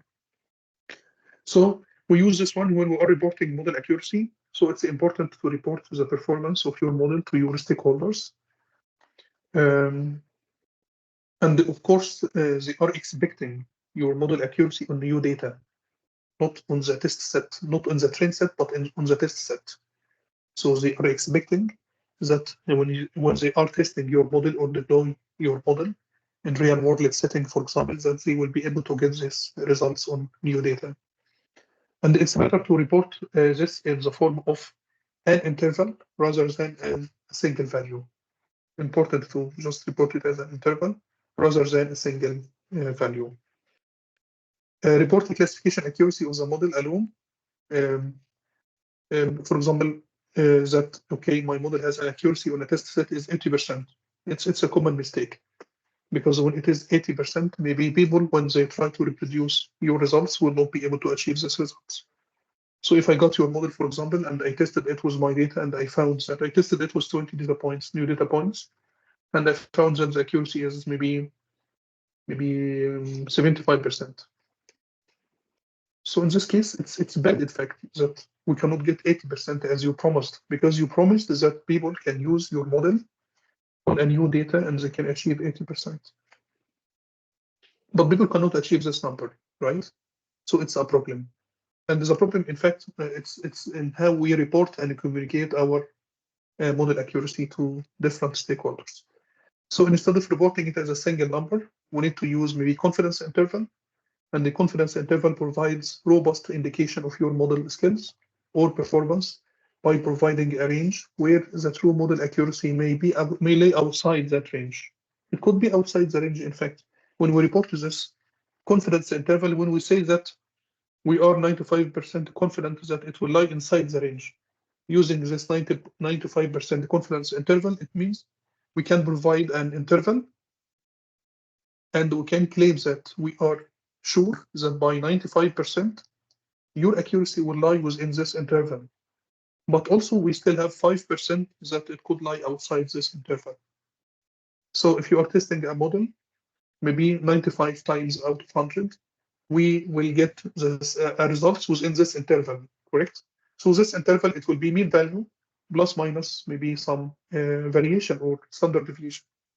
So in this case, maybe we can say that, okay, this is my results. We will get this mean accuracy plus minus standard deviation, for example. So now we are reporting our results as a mean, but also using a confidence interval, it will give us more more layer of security, because we claim that by 95%, we are sure that your model accuracy will lie within this range, right?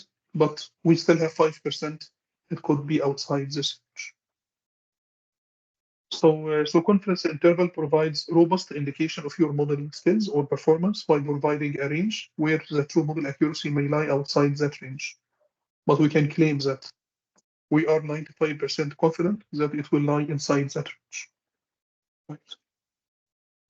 Confidence interval is the mean of your estimate plus and minus the variation in that estimate. So now we are estimating your accuracy. We are estimating our accuracy plus minus maybe standard error, right?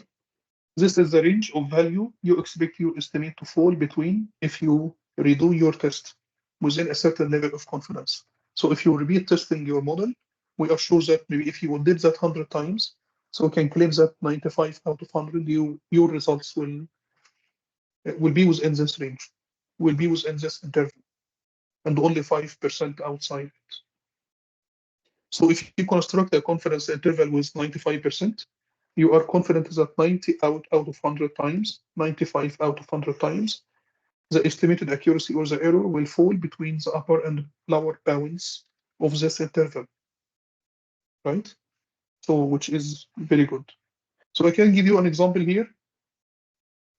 So a confidence interval for machine learning classification performance. We have here two models, or we have two ways for reporting our results.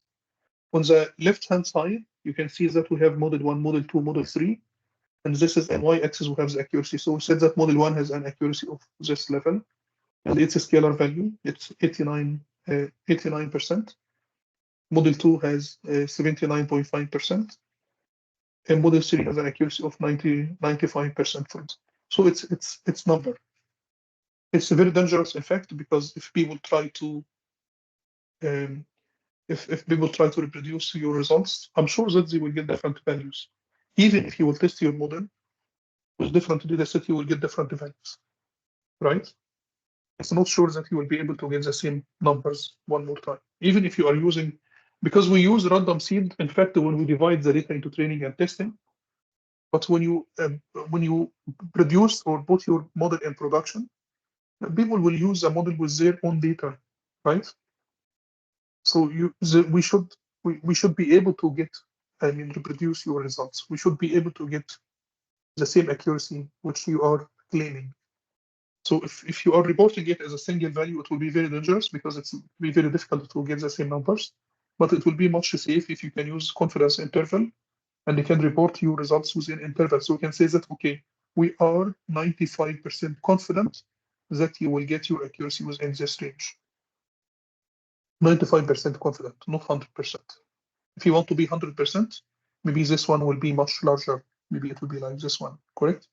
Because when you are more confident, it means the width of the interval will be much wider. If you are less confident, you can make it narrower, right?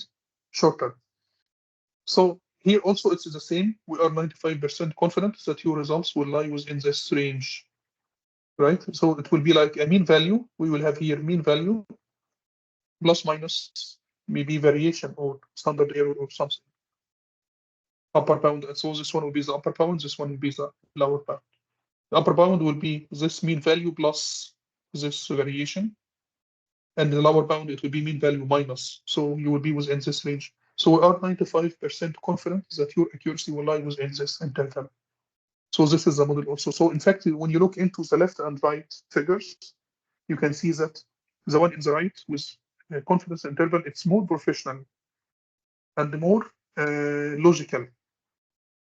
Because people, when they try to reproduce your results, they should be able to understand it. Now we can, if we repeat those results, we will get something in this interval. We are 95% that you will get it within this interval. But also there is also 5% that it will be outside the upper bound and lower bound. It might be here, might be here.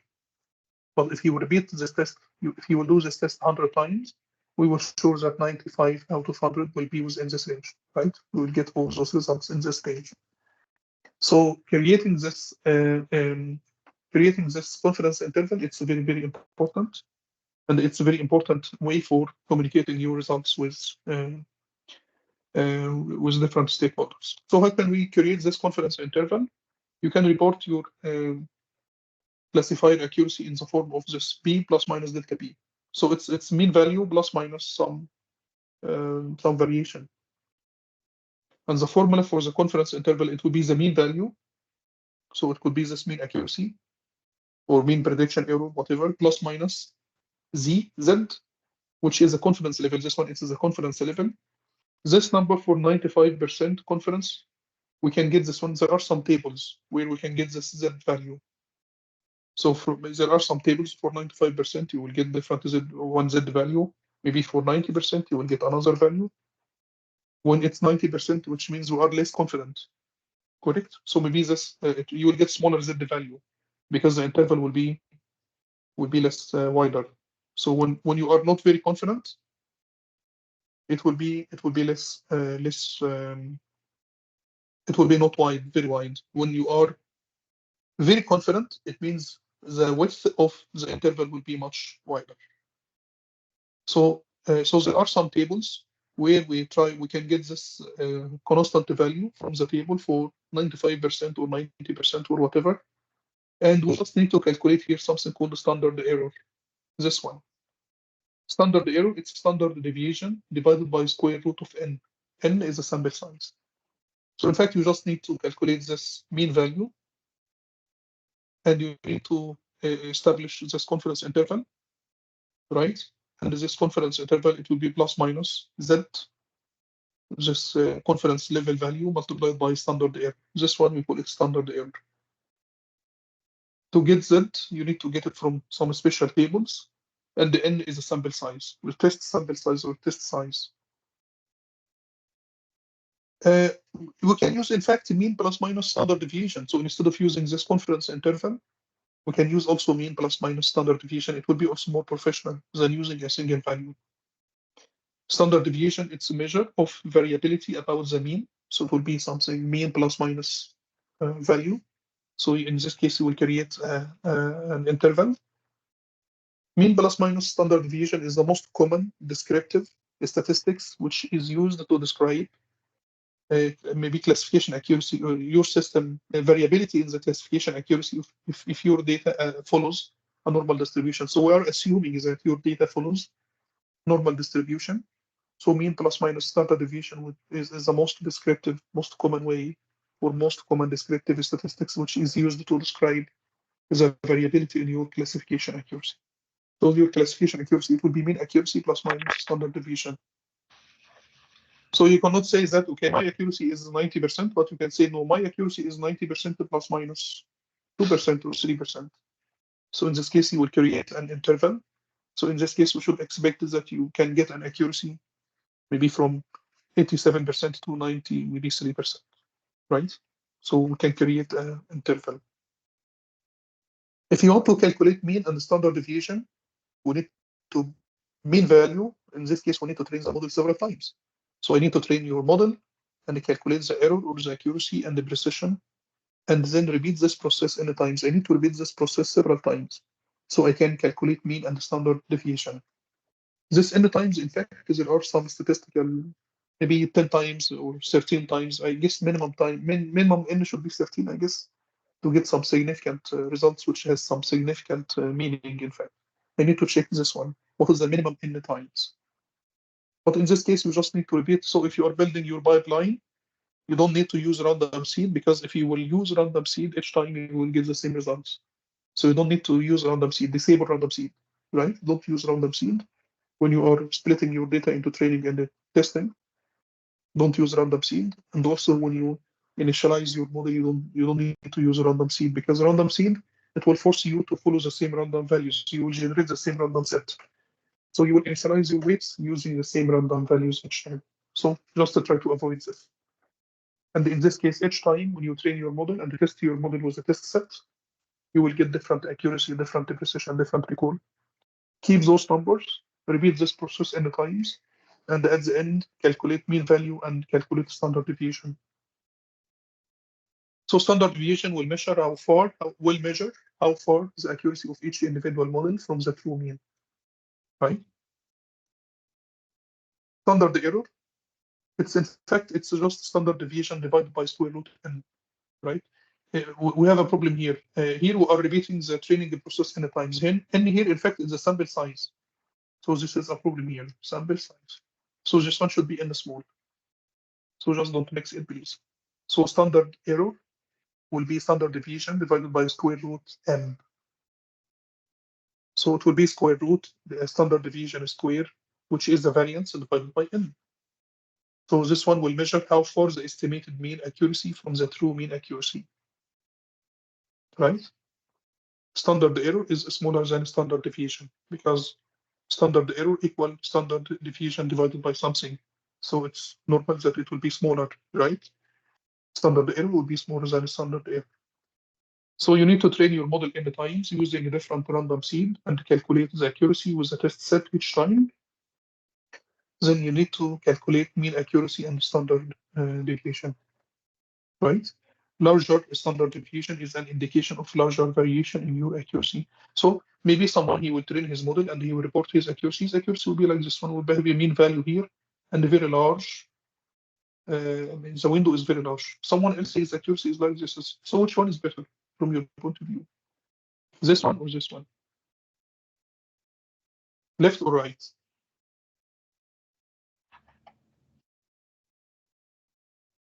I didn't understand the question. Which one of them? No, I mean, which one is better? If you have mean value and you have standard deviation is very large, because it's an indication of the variation in your accuracy. Yes. So you have one model which has this results, very large standard deviation, and this one, it's the same mean value, but it's less standard deviation. So which one is better? The right one. The right part. Yeah, this is correct. The right one, because it means we have less variation in our results. So you need to calculate mean and the standard deviation. Where I mean, so not practical. I mean, if you need to calculate mean value and standard deviation for large model, because some people are working with text data, sequential data, and they use maybe models which takes too much time for training. It might take days. So to run your model any times and to get those numbers any times, it's very complex, very difficult. But in fact, there is one way for establishing the confidence interval even for one model, one value.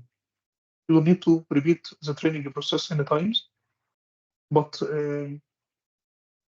because if you use a smaller sample training set, it could lead to larger widths of the confidence interval. Because if you can say that, okay, I will train my model with smaller set, so it can speed up the learning process and I can get those numbers quickly. In this case, in fact, you will have lots of variation, right?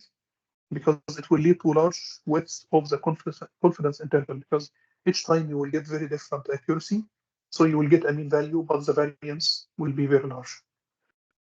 And for smaller sample size, the information contained will be less, and hence the width of the confidence interval will be larger, because we will not have very much confidence when you have smaller sample size. So smaller sample size, it will lead to a larger width of confidence interval, right? So because also standard error, in fact, the standard error, it's a standard deviation divided by square root of n. So if n is, imagine n is 1, so standard error equal standard deviation. If n is 4, so standard error will be standard deviation divided by 2. If n is 100, so standard error will be standard deviation divided by 10. So in fact, when the sample size goes up, what will happen to standard error? It will goes down.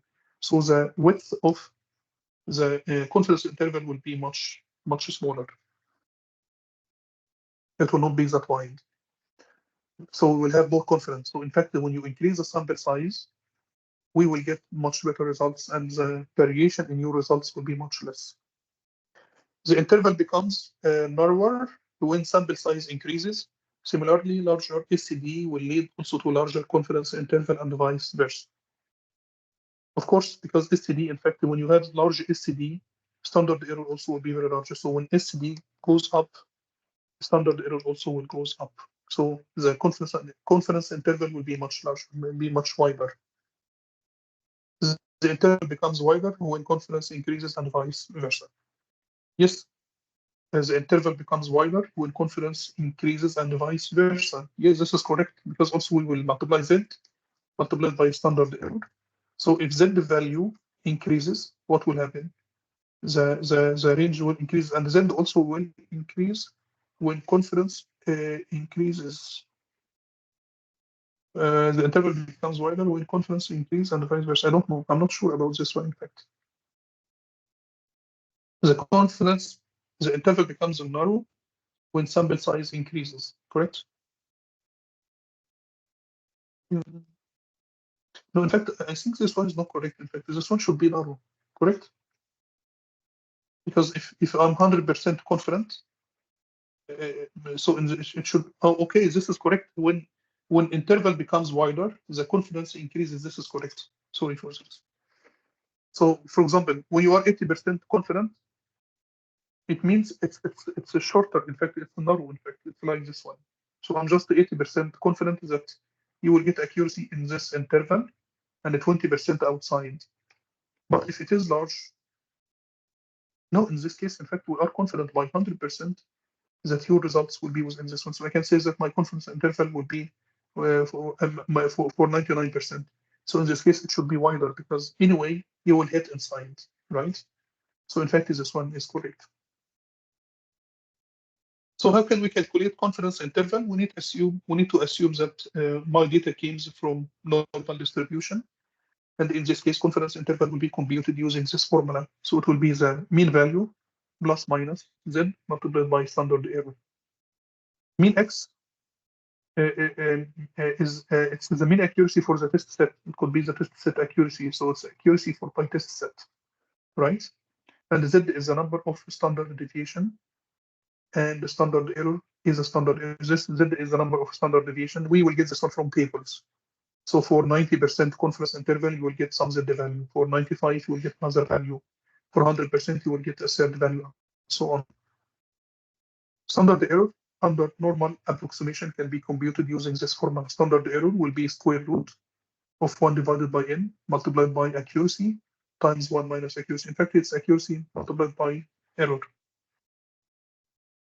Because if accuracy is, if you have accuracy, 1 minus accuracy will be the prediction error. So in fact, it's a square root of 1 divided by n multiplied by accuracy multiplied by prediction error. So you will get standard error. And from the table, we will get that, right? So in this case, we will be able to, and the x, it's x mean, it's a mean accuracy, but this mean accuracy, it's the model accuracy. So if you have only one value, you can just use this value as the mean accuracy. And the n, of course, it's the test size, test set size. So the confidence interval was assuming that our data came from normal, follows a normal distribution. It will be like accuracy for the test set plus minus z multiplied by this number. So now we need to have an example. We will go back again to iris dataset because it's easy. We need to classify iris using a perceptron, which is binary. It's binary classification problem. And we will use MLB classifier, multi-class classification. We run it n times without random seed, and we will calculate mean plus minus standard deviation. So we use the first two features, not the first two, it's x0 and x2, right? Which is simple length and beta length. Because this classifier is used for binary classification, the perceptron, I will use it for the first two classes. Of course, we can use perceptron for multi-class classification, but we will use something called one versus rest. One versus rest, OVR. So you see here, I defined n equal 100, and I will repeat this process 100 times. So I will use the train test split. Each time I need to shuffle, so we need to write shuffle equal true. Stratify, it's okay. Don't use random seed, because each time you will shuffle the data, you just shuffle equal true, which means each time you will shuffle the data, so we can get different x train, x test, y train, and y test. We define here the perceptron. We didn't use inside here random seed, which means each time, this is my model, in fact, because the model will be trained using x0 and x2. So we have here weights, maybe omega 0, omega 1, and b. So each time we will initialize those weights with different random values, right? So in this case, each time we will get different model with different initial values. We will fit the model using X train, Y train. We will calculate Y predict for the X test, and we can calculate this score, for example, this accuracy score. And we need to append it. We need to keep it in accuracy vector. So after running this for loop, we should get 100 values. At the end, you need to get the mean accuracy. So I mean, just model parameters at the end. Maybe at the end we will get this model coefficient, model intercept. Just I need to print it for. Of course, when we do it like this, it will be for model number 99, correct? When we do it after the for loop, this is the last one. I mean, there is no guarantee that it's the best, correct? But it's just the last model, last trained model, and we need to represent our accuracy. So the accuracy. So I got those weights: omega 0. This is omega 0. This is omega 1. This is bias B. So when we do this, I will get the mean value of accuracy. So it will be 0.0994, which is 94%, plus minus standard deviation. So standard deviation will be 0.08. So in this case, if you want to create the interval, so the interval will be so the mean value here, mean accuracy here, it's 94% plus minus, in fact, 8%. So we cannot go to 1.8 or 94 plus 8. It will be 1.02. In fact, right? No 8. So it will go to 100%, and it go down here to maybe 86%.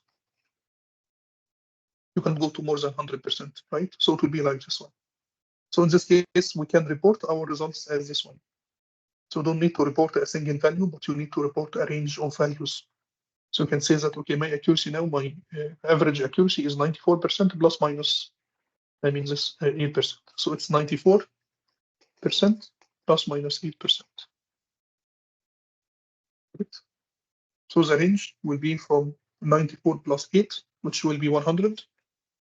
And also the lower bound, it will be 94 minus 8, which is 86%. So now we have a range of values. You should be able to, I mean, if you will run this model, I mean, you should expect that chances will be very high that you will be able to get your results within this range. But we still didn't use confidence interval. If you want to use confidence interval here, in fact, with the same example here, we calculated standard deviation, right? So which is 0.08. So it should be 0.94 plus minus standard error for 90. I mean, this Z value for what is the Z value here? I got it for one example here. For this confidence interval, what was the Z value? It will be this 1.95. 1.95. So in fact, if we need to do it here, it should be plus minus 1.95 multiplied by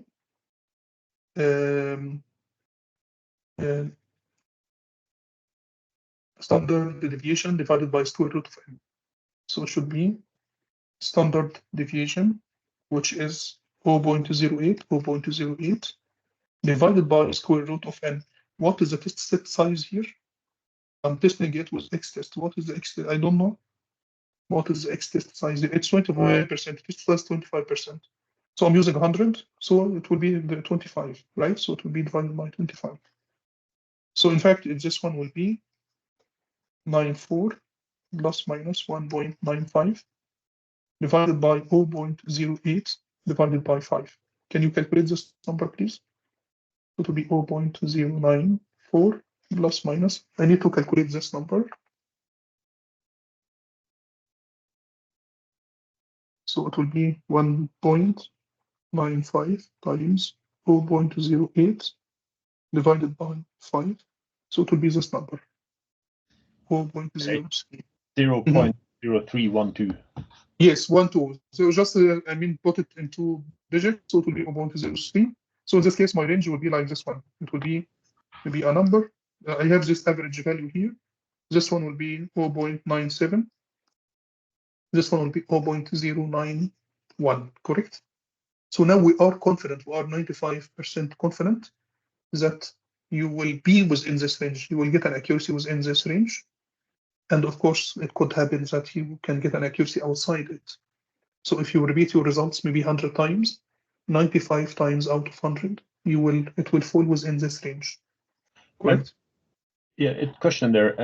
If you use this method with the confidence number, then you also have to say what that number is in your. No, I mean, no, you just describe that. Okay, with confidence and was 95%. We are 90% confident that you will get your results within this range.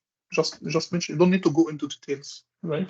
No. But you have to give the confidence number itself, so they know what.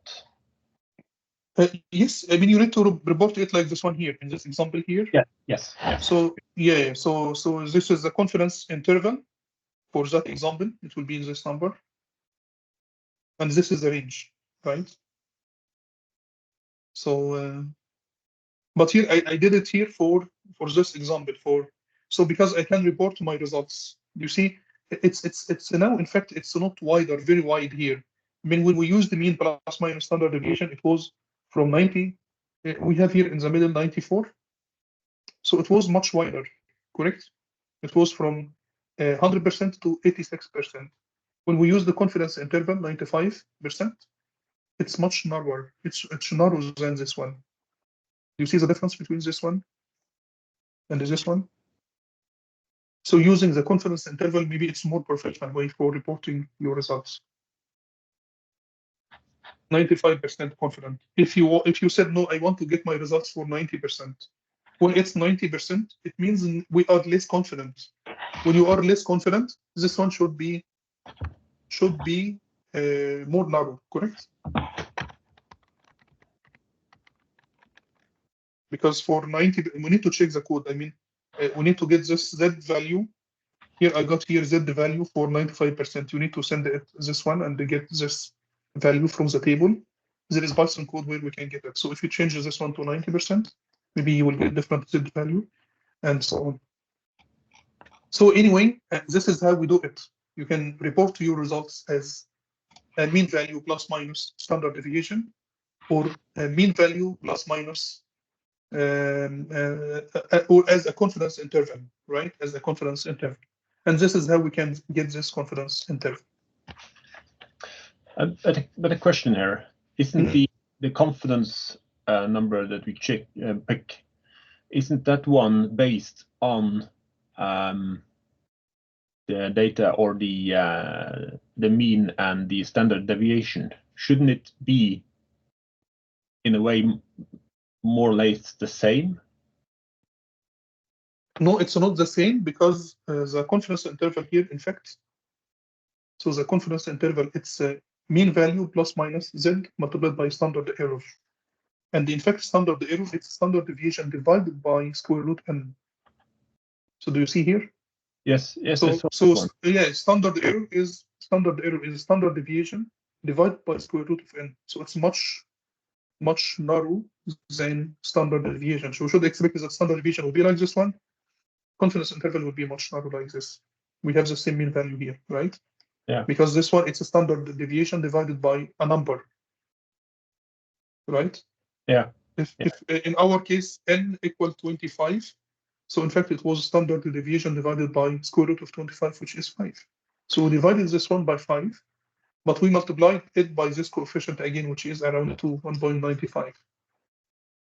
So in total, you multiply it by 2 and divided by 5. So standard error will be much less than standard deviation. So if this is your results when you are using mean plus minus standard deviation, this one will be your results when you are reporting your results as mean value plus minus this confidence. This one is a confidence interval. This is upper bound, lower bound. Yes, but I think the confidence level value is picked from a table or something like that. Yes, this is correct. We got it from a table. Yeah, and then that table is to pick that number. You use standard deviation and mean. No. It's constant. It's there are some values. It's constant values. So as you can see here, because I don't have tables, but I have the confidence for 95% confidence. I send this value to this function, statistical tables. Okay. And we got the z value. So it's something that has no relationship with the mean value or standard deviation. Okay. Then So, yeah. Yeah, it's a constant. It's constant value. Z value is constant. I see. Yeah. Okay. So in this example here, we reported our results as a mean plus minus standard deviation, and also as a mean plus minus this confidence interval, right? Using 95% confidence. So which is much more logical. It's much better, in fact, than this one. It has meaning compared to this mean plus minus standard deviation. Now I just repetition. I need to use multi-layer perceptron. If you want to use multi-layer perceptron and repeat it, but in this time also I will just repeat it for 20 times. You see? So I just repeat it for n equal 20 times because maybe this model it will take more time. It's a logistic regression model, and we got at the end this mean plus minus standard deviation, right? I mean, the model is not trained well, in fact. So as you can see here, the model was very simple. It has only 2 hidden layers. So anyway, so we got this accuracy also. So it will be, if you want to convert this one, okay, activation. When I use this logistic regression, logistic function, activation function, we got this accuracy. When I changed it to ReLU, I got better accuracy, like this one. But also this results, it's just mean plus minus standard deviation. If you want to create the confidence interval, so it will be mean plus minus z value multiplied by standard deviation divided by square root of n, which is this one. So it should be, for example, for this model, it should be 0.88 plus minus 1.95 z value for 95% multiplied by 0.15 divided by 5. This one will be 0.3, correct? So 0.3 times this one, so it will be 0.88 plus minus 0.3 times 0.3 times 1.95. So it will be, it's a very large number, correct? So I will do it one more time. 0.15 divided by 5. Yeah, this one, sorry, this is not correct. 0.03 times 1.95. So it will be this number, 0.06. So it will be this one. So now if you repeat your results maybe 100 times, so 95 times out of 100, we will be able to get our results within this range. This range, it's wider. This range, it's much narrower than this one. So it will be like this one, 0.88, and we will go up here to plus 0.6, so it will be 0.94, correct? And we will go down here to 0.82, right? So it will be like this. Is that correct? So, so if you want to calculate, we did that calculation, but if you want to do the calculation of the confidence interval, you can do it, in fact, for only one test. You don't need to repeat your training several times, because also we can use this formula, right? So we can use this formula. So if you want to just run the test only one time, right? So we can use this formula.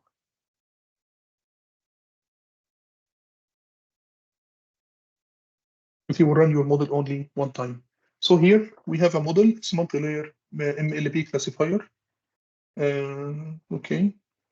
We will get this Z value, and we will train the model with X train, Y train only one time. We will get the score, and after that we will calculate this confidence interval length.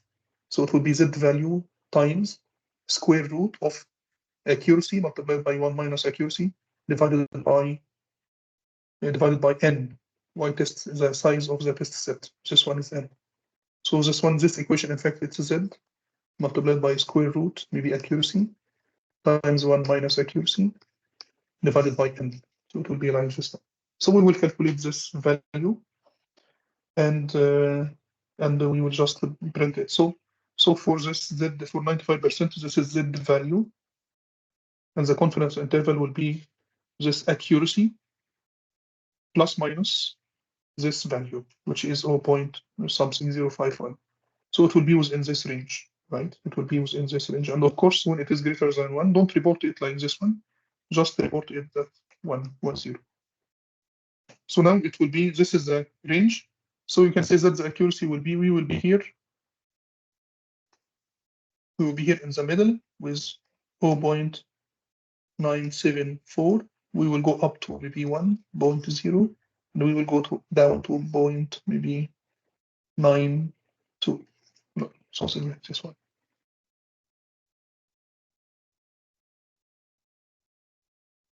So if you run it one time, but of course it's not recommended to do this.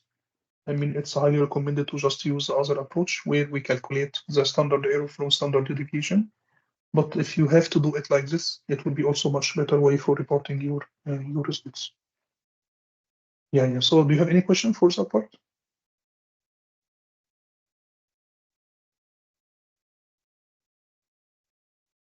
Any questions?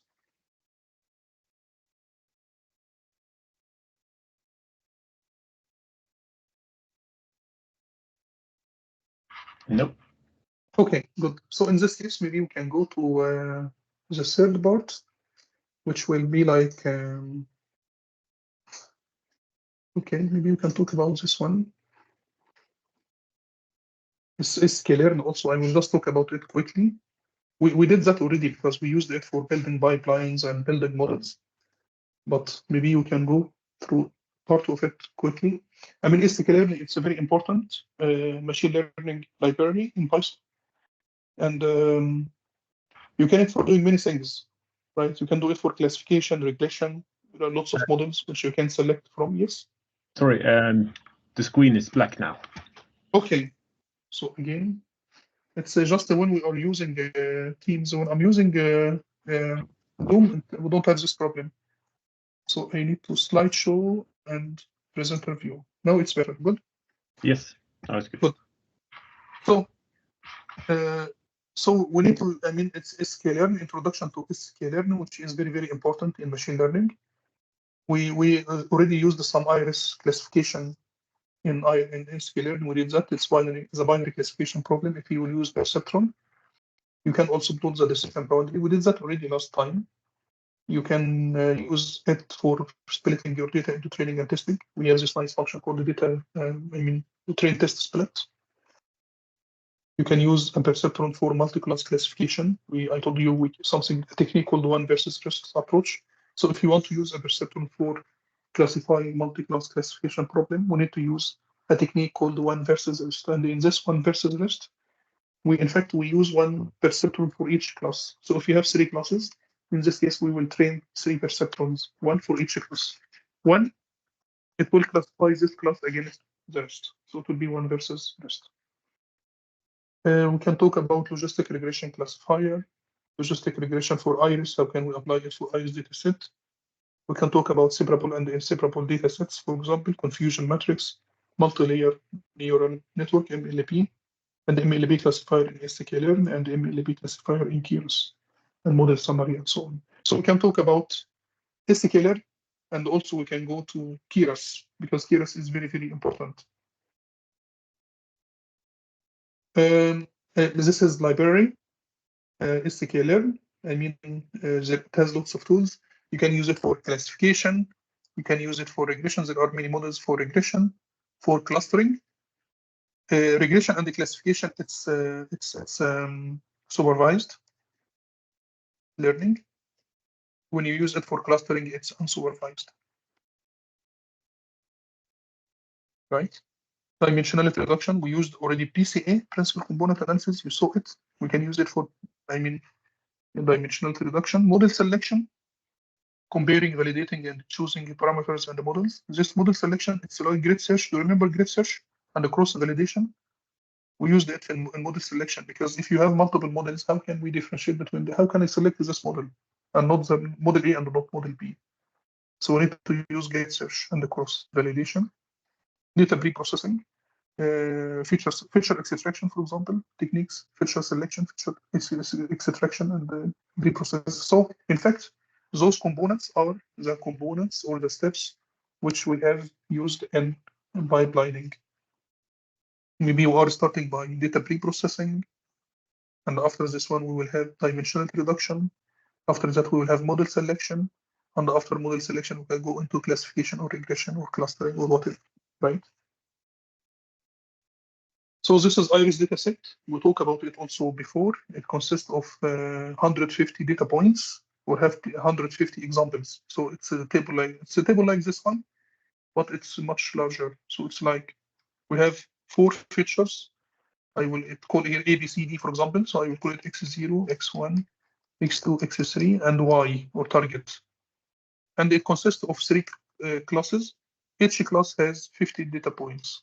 So 50 examples from each one. So this one, it's maybe Setosa, Versicolor, Virginica. We have 3 classes. And the input features, in fact, are simple lengths. So people who are working in this area, they go into this leaf, which is the largest, and they just measure length and width. So we have simple lengths and simple widths. So the first feature here is a simple length, and the width is the simple width. After that, we will check the petal. So the petal here, or petal, it's petal length and petal width.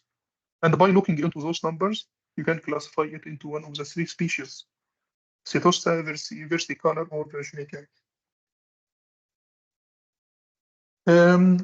If you want to just plotting or implementing something, a perceptron, for example, so we just need to import those libraries, which is standard.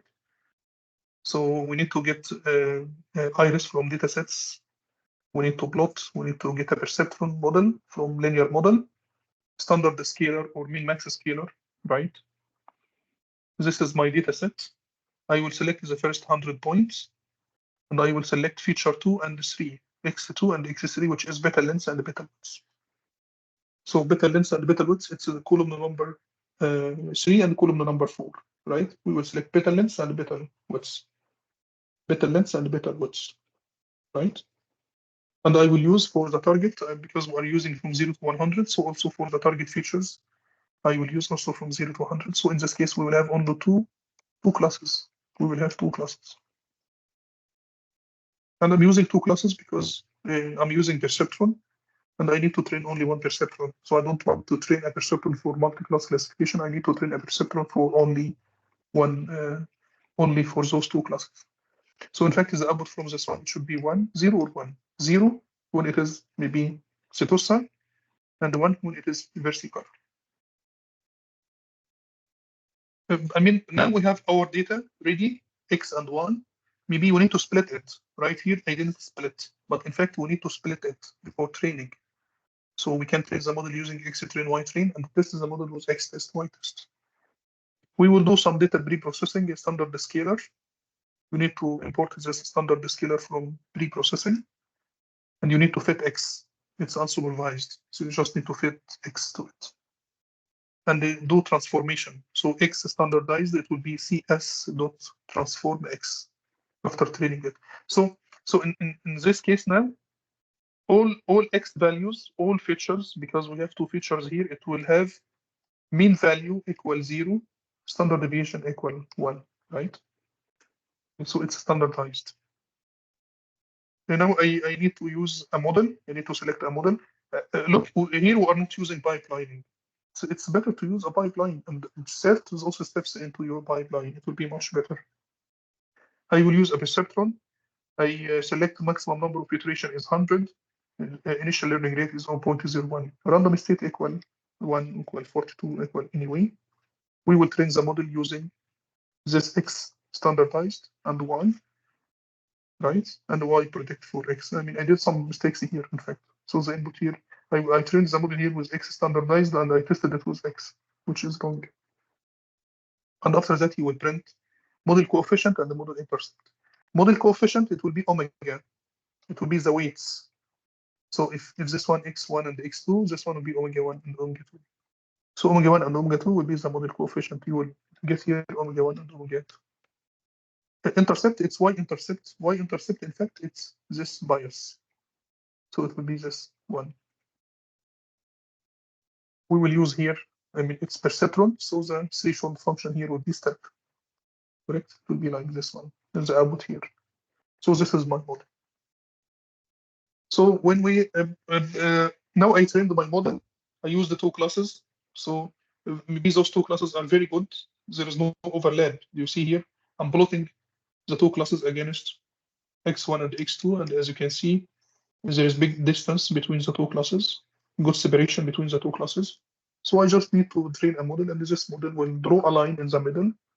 We will draw a line by my model here will train a line, will put a line, and all data points above the line will be classified into +1, and all data points below the line will be classified into -1 or 0. That is it, right? So this model, it's parametric. So because I'm using a perceptron, so it's easy to find the equation of this. So this equation will be omega 1 x1 plus omega 2 x2 plus p equals, right? If you want to plot this line, you can assume value for x1 from here to here, right? So I just need to get those values. So x will be all numbers between this one and this one. So now I assume that, so I just need to define values for x1.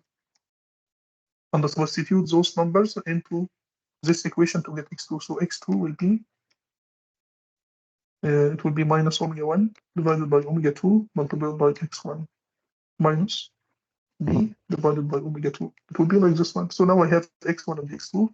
Plot x1 and x2, you will get this different line. So this is one way for plotting it. Another way is to use this mesh grid. So also, I mean, instead of plotting it as a line, you just need to assume values for x1 and values for x2, and try to create a grid. We will create a grid like this one. So now we will have all those data points. We will have all those data points. And I will send those data points to my model for prediction. So I will send all those data points to my model for prediction. We will get Z. We will use contour plot or something for xg1, xg2, and Z. So in this case, you will get this. This is my decision line, and all data points above the line were classified into +1. All data points below it were classified into 0, because I send the many points. So we have this nice decision line because we send the many points. We use the grid search with small steps. So the step is 0.1, right? So the distance here is from -2 to 2. From -2 to, so it's like -2 to 0, it will be 20 points or 40 points. So I got here 40 points, and I got here another 40 points, and I send all those data points to my model for prediction. So the output will be prediction. So if the point is located above the line, it will be classified into +1. If the point is located below the line, it will be classified into 0 or -1. It's important to split the data into training and testing, because in the last example, we didn't split it, which is a big mistake. So it's very, very important to split, because if you try to train the model and test the model with the same numbers, you will get misleading. You will get very good values. So those values are not representing the true accuracy of your model. To avoid this, we need to use a good validation protocol, right? So in this case, we need to use maybe a function like this one, which is train test split. The input to this function will be x and y, and the test size maybe 0.3. When it's 0.3, it means the train size will be 0.7. So 30% will be used for tests, and 70% will be used for training. This function usually it shuffles the data before splitting. So when you use this random state, you can also write here shuffle equal true, right? Shuffle equal true. So it will shuffle, and when you use random state equal 1, it means we need to, when we shuffle it, we need to give the same set each time. So the same train set and test set each. And also remember to use stratify. Remember to use stratify so we can get the data balanced among the all classes. We have here 2 classes. So we need to ensure that the 2 classes are equally represented in the test set and in the training set and in the test set. So here, as an example, here I didn't use stratify. So we got 36 from class in the training set and 34 from the other one. So it's not balanced, 36 and 34.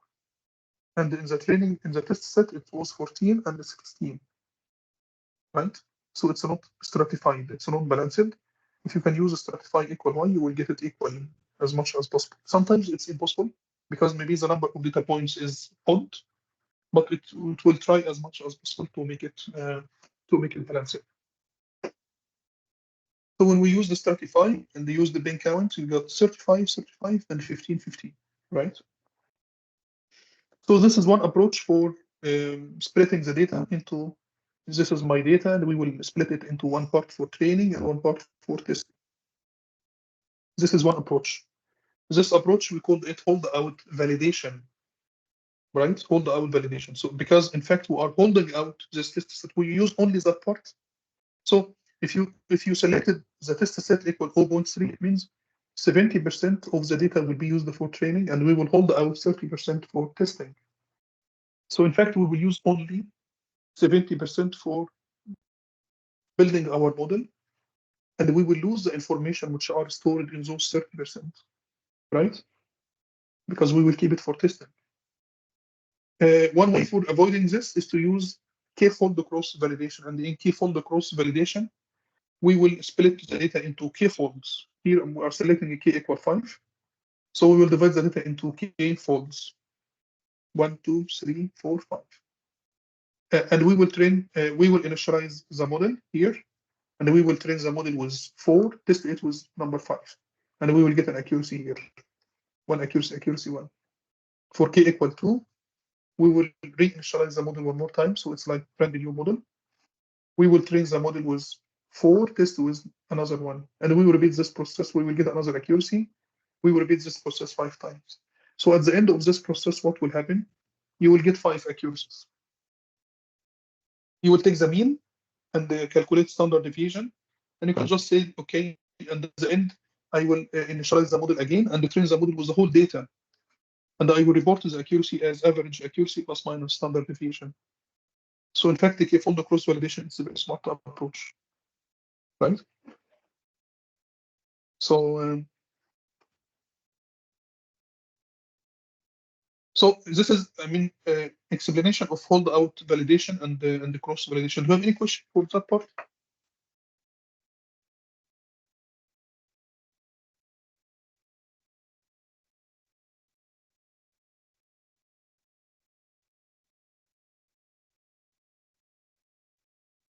So hold out validation and cross validation are very important. Usually we use hold out validation when we have large amount of data, but when you have a small set of data, in this case, it's difficult or it's expensive to hold out part of it for validation or for testing, and it's smart to go for k-fold cross validation or k-fold cross validation. So if you want to use it, train test split, you have this train test split, you need to decide the test size and random still. I mean, we just repetition. And this is here a perceptron, and we train the perceptron. Okay. Train error. Anyway, if you want to use cross validation, so train test split, you need to import it from sklearn.model selection. Maybe this is the most important. So train test split, we need to get it from sklearn.model selection. Cross validation score, you need to get it also from sklearn.model selection. Cross validation score. If you want to use this cross validation score, it's easy. You need to define your model. We define the same model here, perceptron. You just need to define your model. You need to decide the validation fraction. For example, if you want to discover if your model is overfitting, you can do it or not. And you need to define this function cross validation score. The input to this function will be the model, and all x and all y and k. CV equal 5 here, it's CV equal k. In fact, this is number of folds which you want to divide your data into 5 folds. When you select k equal 5, the score here, the size of the score will be a vector of 5 values. You will not get a single value, but you will get 5 values. So in fact, when we are running this cross validation score, you will train this model using x and y in cross validation, in k-fold cross validation mode. So each time you will get a different score. You will get 5 scores here from this function. From those 5 scores, it will be the accuracy of model 1, model 2, model 3, 4, 5. So you need to get the average, mean, and the standard deviation. And after that, you need to retrain this model one more time. You need to retrain this perceptron again with the whole data set. So in this case, you don't hold out any data for validation. So there is something called the k-fold cross validation and the stratified k-fold cross validation.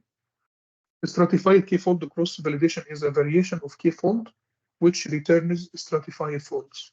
So it's a more safe effect to use the stratified k-fold. So just we ensure that when we use the stratified k-fold, we ensure that all classes are equally represented in all folds, because we divide the data into 5 folds. So you want to be sure that all classes are equally represented in the 5 folds or k-folds. Folds are made by preserving the percentage of samples for each class. If shuffle equal true, it shuffles each class sample before splitting it into batches. If you use shuffle equal true, so before dividing it into k-folds, it will shuffle your data.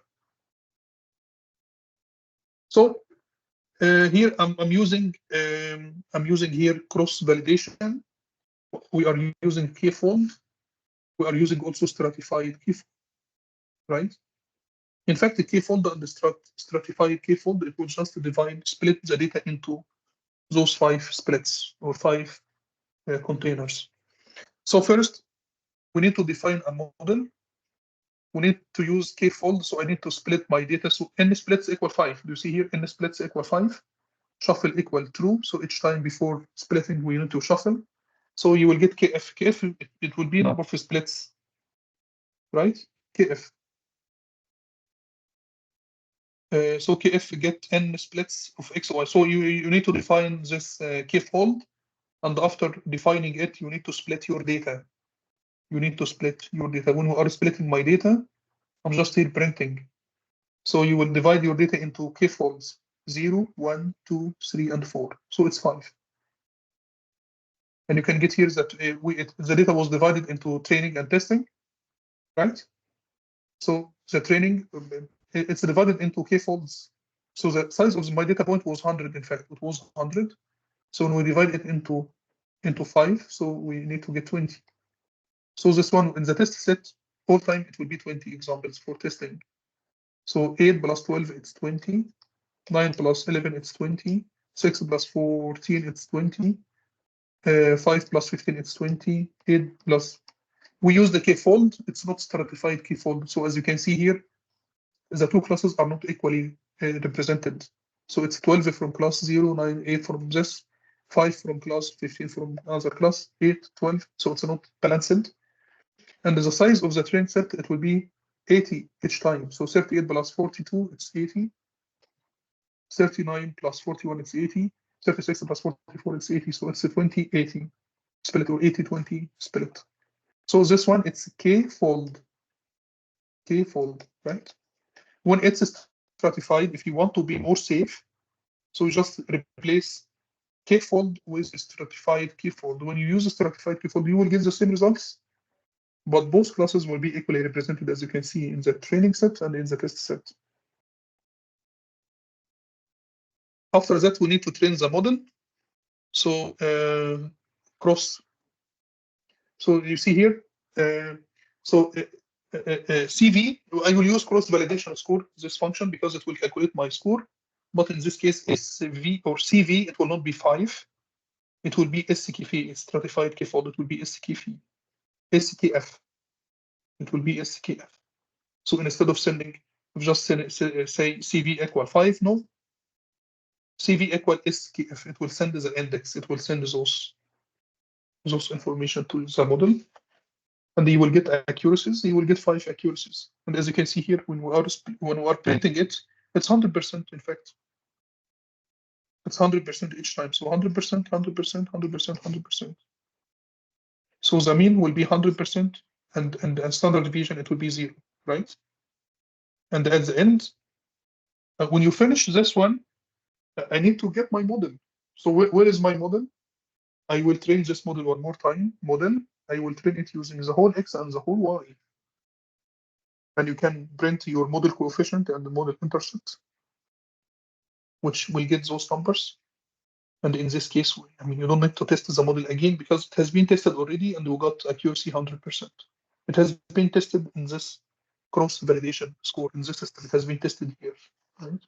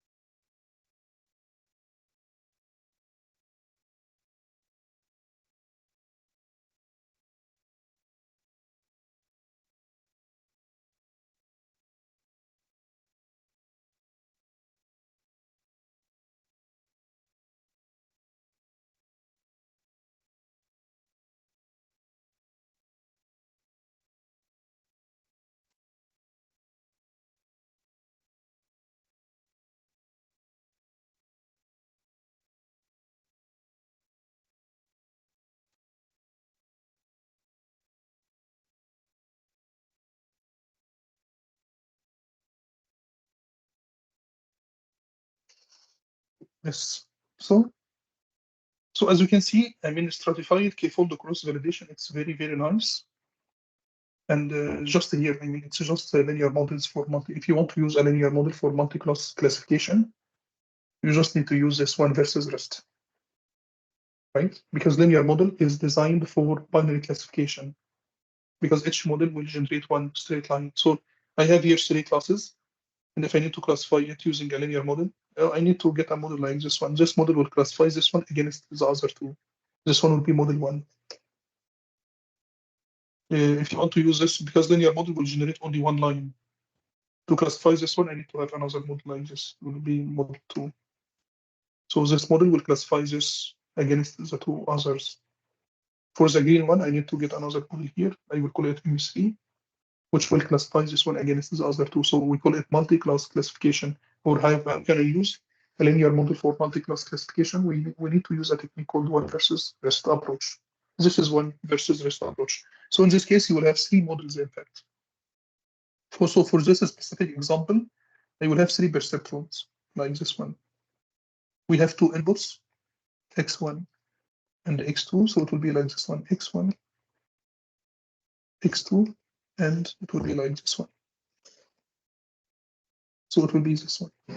So it will be like a feed-forward neural network with one output layer or one layer. So we have input layer and the output layer. That is that we don't have any hidden layers, right? And it's trained using maybe perceptron learning rule, because we are using here a perceptron, so it will be trained by perceptron learning rule. If you will change the activation function to something to sigmoid, for example, we can use SGD. Right? So this is very, very simple technique. So there is a nice function called the make bluffs. Make bluffs, we can use it for generating this synthetic data set. We have 3 classes, blue, green, red. And we need to use our model for a perceptron or logistic regression model for doing this classification problem. So in this case, I need to get a model for classifying the blue against the other 2. It will be like this one. I will call it model 1. And I need to get one to classify the red against the other 2. It will be like this one. I will call it model 2.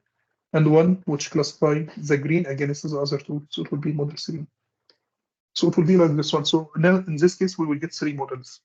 And each model will have its own parameters, omega 1, omega 2, and beta, and b.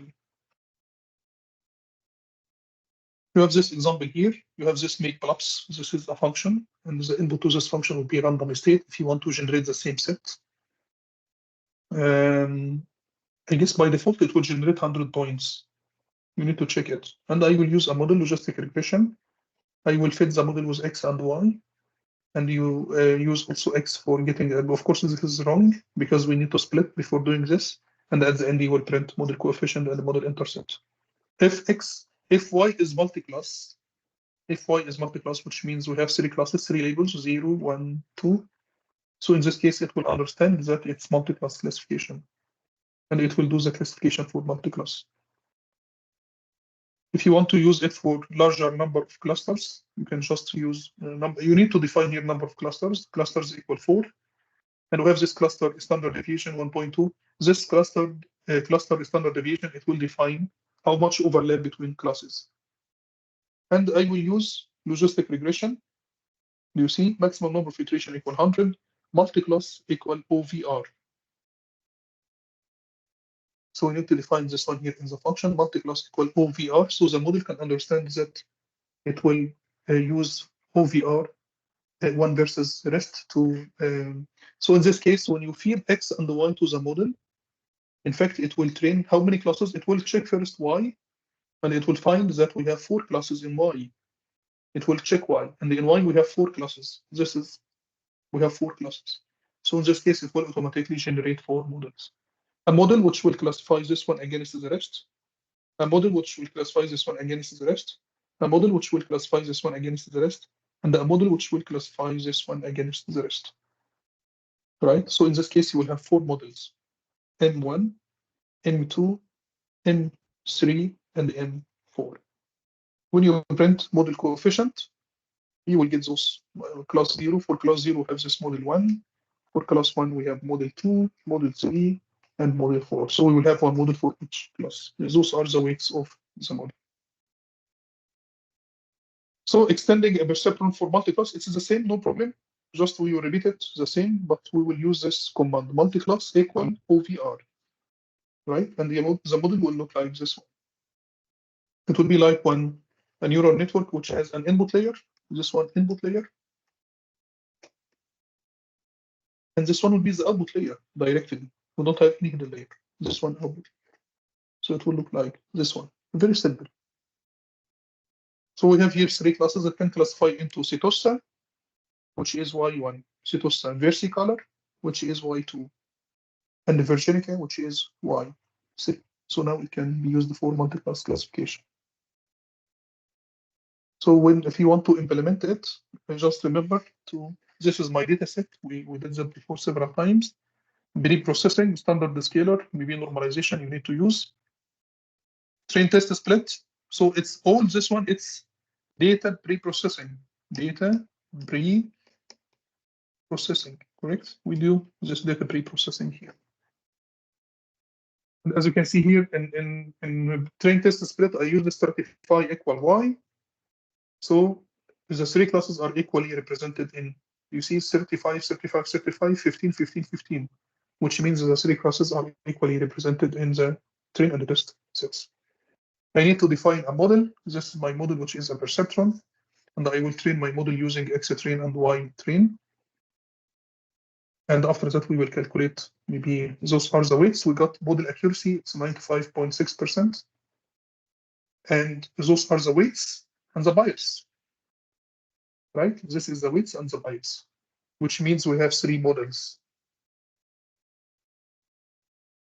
You can also plot the decision boundary as we did before, as a line or as a model. Just use mesh grids, generate all those data points, send it to the model, and the model will see if it is below line 1, line 2, line 3, because we have this. In fact, we have the model. So I need to clean. So in fact, we have this. This is one line. You see, this is one line. This is maybe model 1. We have this line here, which is model 2. We have here another line, which is model 3. Right? So it will be like this one. But when you combine it, it will generate this nice decision boundaries. Yeah, we will cross this one. So it's just a logistic regression model. We don't need to do it. It's just when you use this logistic regression classifier, you just use different activation. We do this summation, correct? omega x plus b is the summation here, net value equal omega x plus b. After that, you will apply this one to the activation function, which is a logistic regression or sigmoid function. You will get an output here. You will use this one for calculating error, and you will use this error to adjust weights using SGD, stochastic gradient descent. Maybe you can use, if you will use your model for regression, you can get the output from here. The output will get output here. If it is for regression. If you want it for classification, you need to get your output from here. So we need to use a step function. So maybe if the output here is 0.5 or 0.6, you can say that all numbers higher than 0.5 will be classified into +1. Otherwise, it will go to 0 or -1. So the output could be +1 and 0 if y is greater than 0.5. This one otherwise. So in fact, we use this unit step function or symmetric step function or something when you try to convert the value into a class, into a label. Decision boundary, okay, we just go linearly separable data sets. Sometimes if your data is inseparable, right? Your data set is inseparable, like this one. I have a data set which I generated using a function called the make circles. Make circles, you need to define number of samples and noise. This noise also, it will decide how much overlapping between the two classes. So we have the red and the blue, and I need to classify it into red and the blue. So in fact, the most logic, I mean, the most better solution will be a model which will be a circle like this one. And we can say that all data points which are above the line, it will be classified into blue. All data points which are inside the circle will be classified into red. So this is the optimum model. But if you want to use linear model will give you a line like this one. So what will happen? Maybe blue are correctly classified, red are correctly classified, but this one is wrongly classified, and this one is wrongly classified. Correct. So in this case, maybe the accuracy of this model will be 50%. It will be 50%. So this model cannot work with this example. We need to use something different. We need to use something more advanced. Maybe I need to use feed-forward neural network, because feed-forward neural network we can create very complex shapes. One way for solving it, in fact, is to try to add a new feature to make it separable. If you plot it in two-dimensional space, it's inseparable. But if you can plot it in three-dimensional space, you can see that there is a gap between the two. Right? So in fact, if you can plot it in three-dimensional space by adding a third dimension or a third feature, which is x3, and the x3 equal x1 squared and x2 squared, you can see that it will be separable like this one. So in this case, if you want to classify it, I need to have a plane. My decision line boundary will be a plane, will be something like this one. All data points above the plane will be classified into blue. All data points below this plane, it will be classified into red, and that is it. So we call it feature construction. So just we are constructing a new feature called the x3, and the x3 it's combination of the other two features, higher dimensional combinations, or how do you call it? Higher order feature. So we need to add a new feature, a new dimension or a new feature of higher order. It will be x1 squared plus x2 squared. It's according to your experience.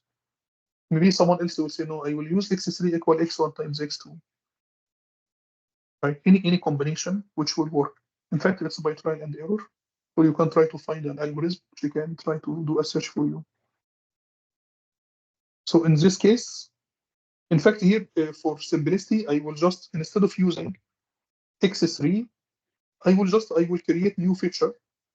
I will train the model using x1 squared and x2 squared. So instead of using x1 and x2, so instead of using a perceptron where the input will be x1 and x2, no, I will train the model using x1 squared and x2 squared. So in fact, in this case, I try to represent the data in a different shape. It will be like this one. If I will plot the data against x1 squared and x2 squared, it will be like this one. And in this case, in fact, I just need a linear model which will generate a line like this one.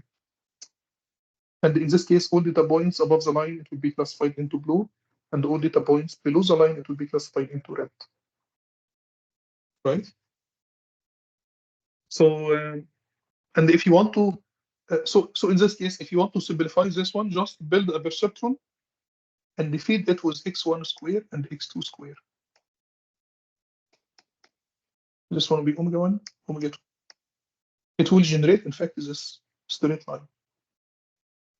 And if you will convert it from x1 square to x2 square into x1 and x2, you will discover that this line, in fact, it's a circle, right?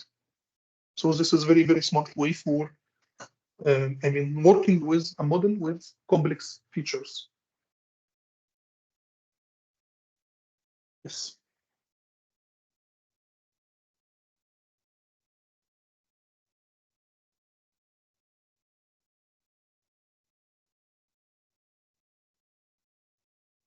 So this is iris classification, and I'm plotting it with two features, feature 1 and feature 2.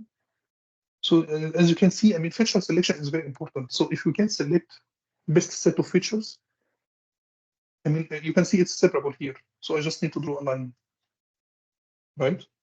So this line, we will get it using a linear model.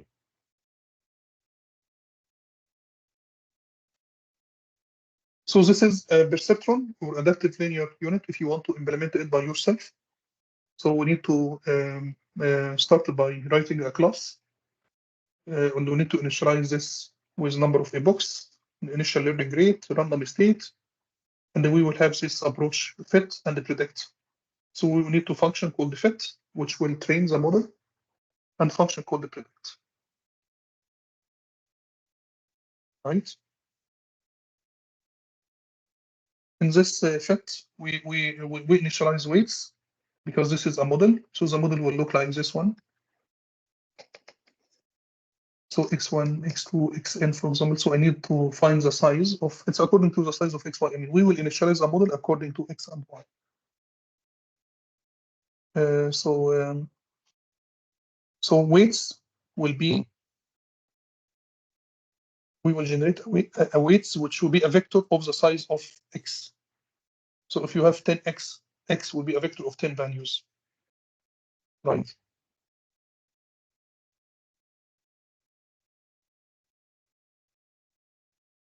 Size will be x, it's x plus 1 because I'm including b also, the bias. So the weights will be the weights and the bias. And after that, we will train the model for number of epochs, and in each epoch, we need to calculate net. Net will be omega multiplied by x, all omegas multiplied by x, except the first one. We just assume that the first one will be the bias, plus the first one. So x will be the input, and so it will be x, omega x, this one. In fact, it's omega x plus p. You can just make it omega x, but in this case, you need to define x as x and 1, right? If you can define x like this one. So all x values, you put it in a vector and add 1. This one will be the input to the bias. So in this case, net will be omega x. You calculated net, and after that, you will substitute this net to this function, sigmoid function. This is a sigmoid function, which is 1 divided by 1 plus exponential minus net. So output equal this one. We will use SGB for training this model. So after calculating y, we need to calculate error. So error will be y or t minus y, right? If it's this y, this one should be t minus y. We will calculate the error. And after calculating the error, you will adjust weights. So omega will be omega plus delta omega. Delta omega will be eta multiplied by x multiplied by error. So delta omega, we did that last time. It will be eta multiplied by x multiplied by error, which is t minus y. And for delta b, it will be the same, but eta multiplied by x by t minus 1, because the input to the b equal plus 1. So this is this one for omega, this one for bytes. And just calculate error and append it for plotting, and that is it. For predict, you need to calculate net, and once you calculate net, you apply it to the output to this function to calculate prediction. And you will have here to need, if it is classification problem, as I told you, you need to use a threshold function. So if output is greater than or equal 0.5, the output is 1. Otherwise, it will be 0. This is the threshold. Then we will test it with this IS data set. We defined this logistic regression classifier. We choose eta equal 0.05. We will train the model for 20 epoch. We will fit the model using X and Y, and that is it. So we generated, the model was successfully generating this decision line. And in this case, we will say that all data points above the line will be classified into +1 or 0. Otherwise, it will be classified into +1 or -1. Anyway, so this is class 1 and the class 0. Sorry, this is class 0. This is class 1. So all data point above it will be classified into +1. All data point below the line will be classified into 0. Confusion matrix one more time. After, if you are working, if you are building a classifier, you need to use confusion matrix because you need to evaluate the performance of your model. So you need to use confusion matrix. You need to calculate this confusion matrix. I mean, this is actual classes and this is predicted classes, right? So in this y-axis, we have actual classes, we have here predicted. If it's binary classification, it will be positive and negative, positive, negative. This is true positive, which is how many positive is predicted as positive, how many negative is predicted as negative. It will be true negative. We have something called false negative because we have some positive cases misclassified as negative. We have also a number of negatives misclassified as positive. So this one we call it false positive. This one we call it false negative. False negative we call it type 2 error. False positive we call it type 2 error, type 1 error. Type 2 error is more dangerous than type 1 error because it's something like you have someone who got a disease, so he is positive, and you just told him no, you are negative. So he is false negative because he is positive, but now he is false negative. False negative, it's dangerous. It's type 2 error, which is very, very dangerous in medicine because it means someone, he should take medication, but you told him no, you are okay, go home, right? Like in COVID, for example, someone he has COVID and he did the tests, he is positive in reality, but he was tested as negative, so he is false negative. I just told him no, go home, don't take any medication, go to office, work, right? So he will be, I mean, he will interact with people and he will spread COVID around him. So this is dangerous. The other one, he is negative, but he was classified as positive. He is wrongly classified as positive, so we call it false positive. False positive, it's type 1 error. And it's not a problem because he is someone who is negative. He doesn't have corona, but told them, no, you are positive. So in this case, told him stay at home for 2-3 days and try to check your symptoms and then maybe take some medication. So he will just relax at home. He will not make harm to anyone. He will just take more medication, some medication he shouldn't take, and he will be staying at home. He will be isolated. So he will not make he will not represent any dangerous to anyone. So this is type 1 error. So if we are working in medical domain, it's very, very important to focus on type 2 error because this is very, very complex. Because it can put people behind bars. Because you have a patient who is positive, but you just told him you are negative. So maybe in this case, if you have a system and this device is doing blood analysis or something, and he has this type 2 error rate high, for example, it's a problem. People will not pay money on it. Because you got a patient, and the patient, he should take some disease, some medication. He will not take those medication because he got bad results, he got negative results, and he is positive. So maybe he will go to the court, and it will be a problem. So in the slides, you can just read those, meaning of those numbers. We explained it before in some examples. This is confusion matrix example also. So it's a simple example for binary classification if you want to calculate numbers. So here, the size of the sample is 165. And this is actual, no, actual, yes. Predicted, no, predicted, yes. So how many no? How many negative? We have 60 and 105, 105. Yes. Those 60, 50 were correctly classified as no. So this is true negative. 10 was misclassified as yes. So this one false positive. From this actual, we have 105. 100 of them were classified as yes, and 5 misclassified as no. So in fact, this one it's false, false negative. This one false negative. This one true positive. So this is total predicted. I mean, how many cases predicted as no? We have 55, and 110 were classified as 110. So if we have something called the precision and recall. If you divide 50 by 55, you get precision of this class. 100 divided by 110, you will get the precision of yes. Recall, it will be also 50 divided by 60, and 100 divided by 105, it will be your precision. So you can get precision, recall, and so on. And of course, total accuracy will be 150 because this is correctly classified, this is correctly classified. So the accuracy will be 150 divided by 165. So you get those numbers. Yes, this is if you want to get this confusion matrix, we have nice command called the confusion matrix. So we need to just calculate from metrics, from evaluation metrics, confusion matrix, y predict. You can get these numbers, and you can put it in a nice figure. So this is a single. It's like single layer neural network because we use SGD classifier. We did that already in the code. So we calculate here net. We apply it to this activation function, which is sigmoid. We will get the output here, 1 divided by 1 pi exponential minus net. And after that, we will apply this threshold function to calculate output to convert it from regression into classification. So multi-layer perceptron, it's 2 layers and 3 layers. We have one input layer, one hidden layer, one output layer. So call it 2-layer neural network. When it's a 3 layers, it's like one input layer, one first hidden layer, second hidden layer, and output layer. So we count those number of layers. Now this one 3 layers.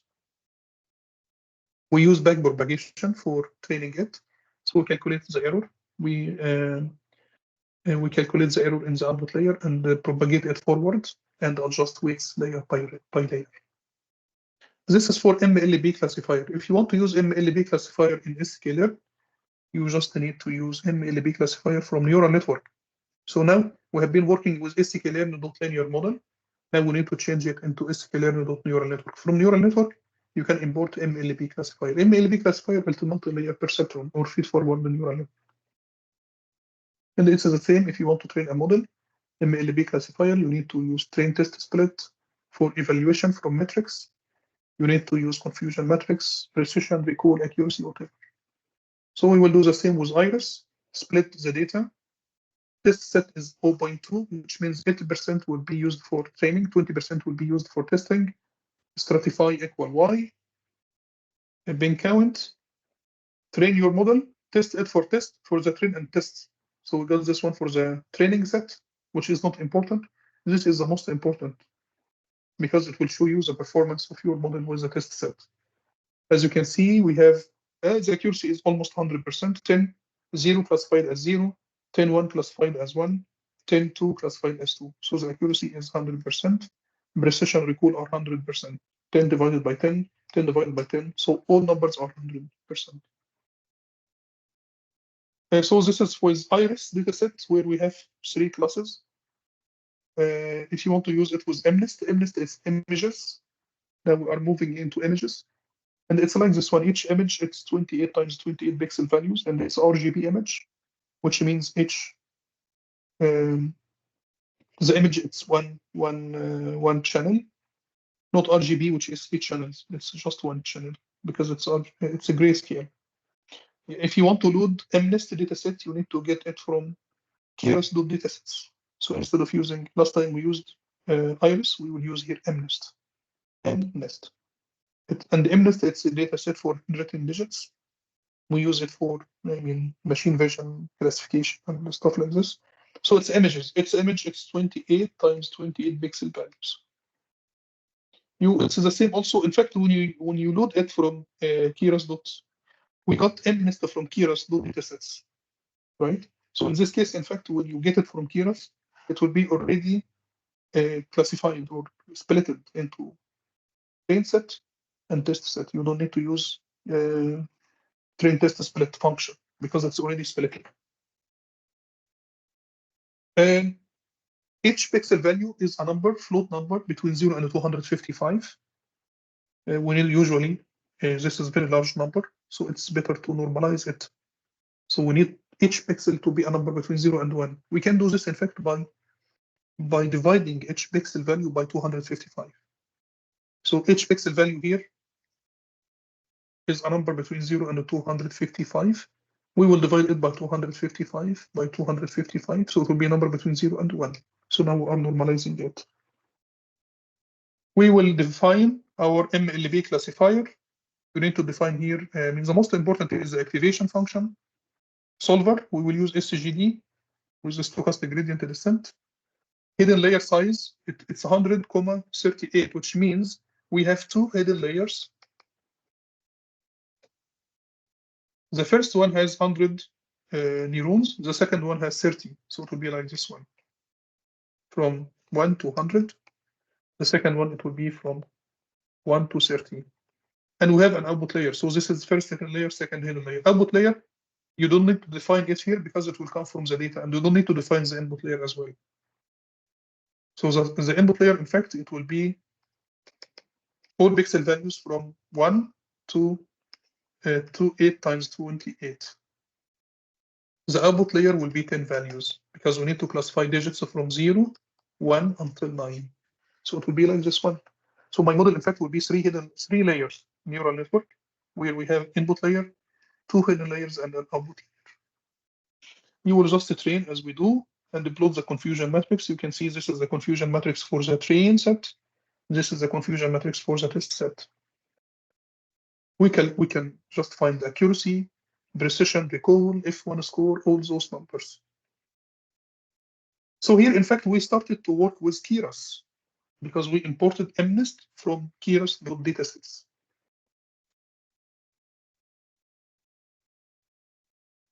So we have also a nice function called label encoder.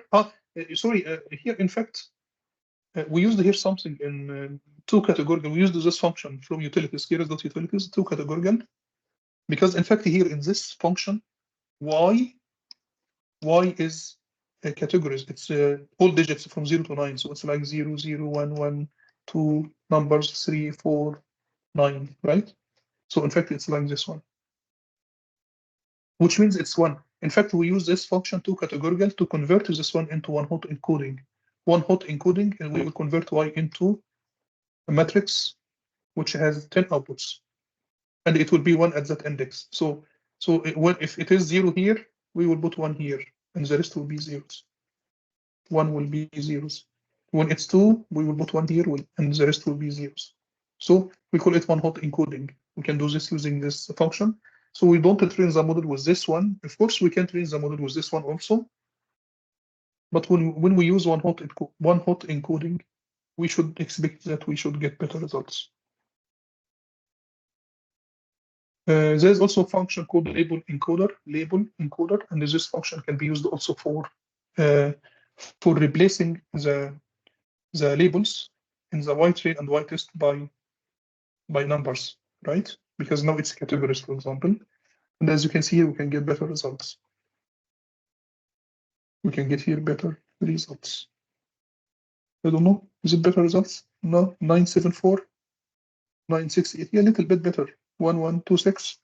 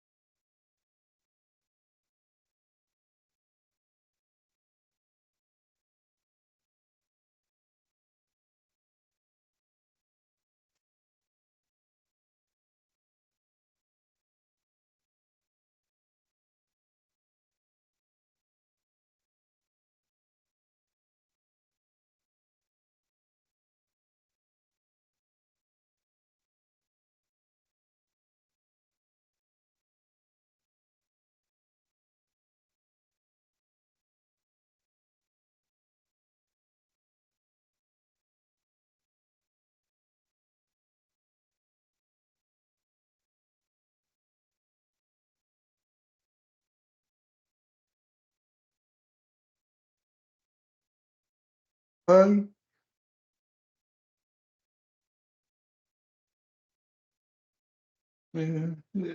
Z, can you have recording for all the material? Hi, yes. Okay. Okay. So now I guess we finished. In fact, so I finished. I don't know. I lost the connection in the last minute. Was it a problem?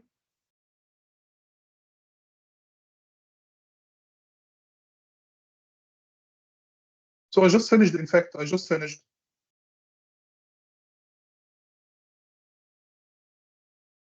Thank you. Hello. Yeah. Can you hear me? Yes. Okay. So I just finished. In fact, because this is I told you can use label encoder here instead of using two categorical. I need to investigate why I'm getting better results here. In fact, I don't know.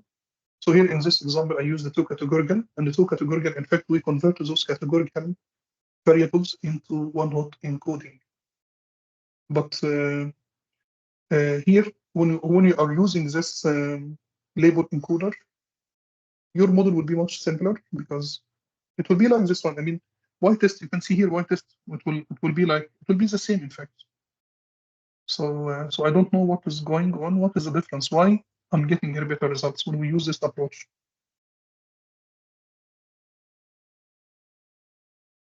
So when you convert y-train and y-test into, it will be like this one. I don't know what is the size, in fact, y-test.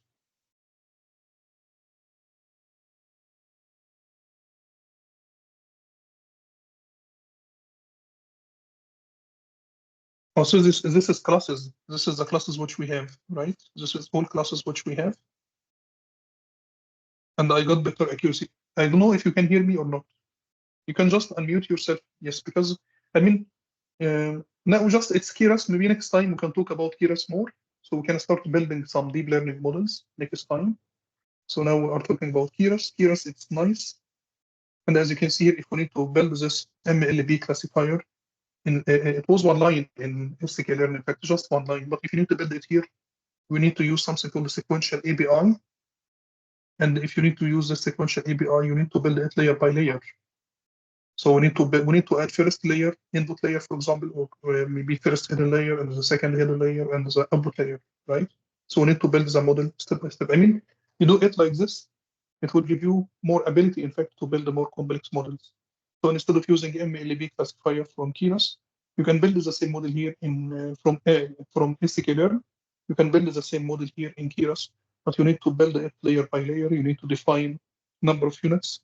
You need to define the activation, what activation function you want to use.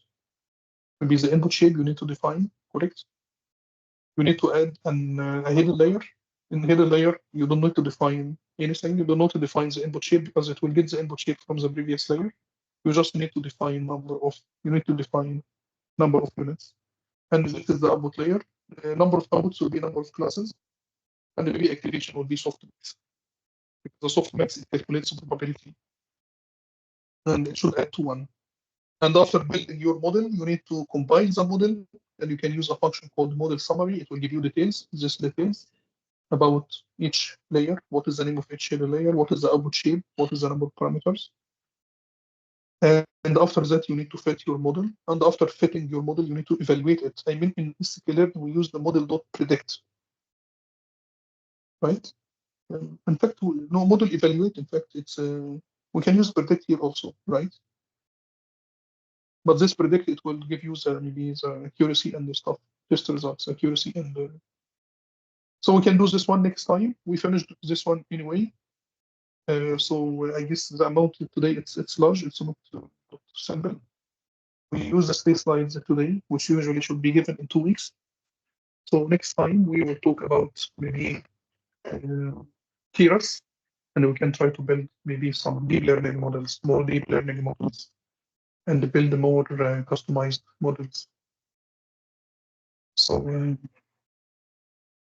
yes, well, thank you very much for today. I guess we started early today, so I'm very tired in fact. So Thank you, Professor. yes, thank you very much. Thank you. So please let us meet next week at the same time. We shifted the time to 9. So please let us next week start from 9. Okay. Yeah, we will finish. We will start 9, but we will finish early. In fact, maybe we can finish at the same time. We don't need to wait until 2 or because we are starting from 9 now. It's 1 o'clock, so it's around 4 hours. So I guess it's very enough.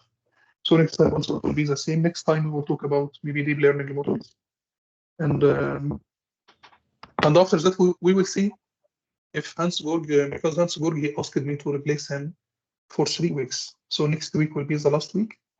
But if he need more weeks, he should talk to me, or I don't know.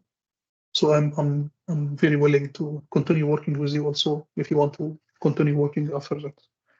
But we need to see if Hans-Georg will be back after Postcan, winter holiday. Not winter holiday. It's how do you call it? Postcan. Okay, yeah. Yes.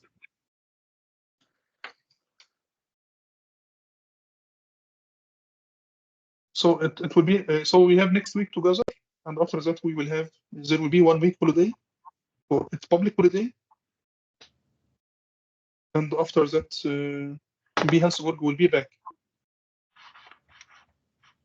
So it's Easter holiday. It's called Easter. But we will meet together next week at the same time. And please, if you have any feedback, or if you want anything to do next week, just send it to me by email. Okay. Yeah. Okay, very good. Yes. Thank you very much. I will send you slides by email. Thank you. Yeah, thank you. Okay. I will Take share care. the Have a good recording. day. Yeah. Thank you. You too. Thanks. Thank you. Thanks Bye. a lot, G. Bye bye.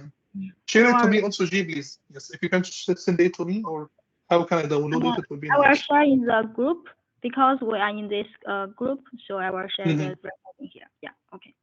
Okay. Thank you very much. Take care. Thank you. Bye Bye bye. bye. Bye bye. Bye.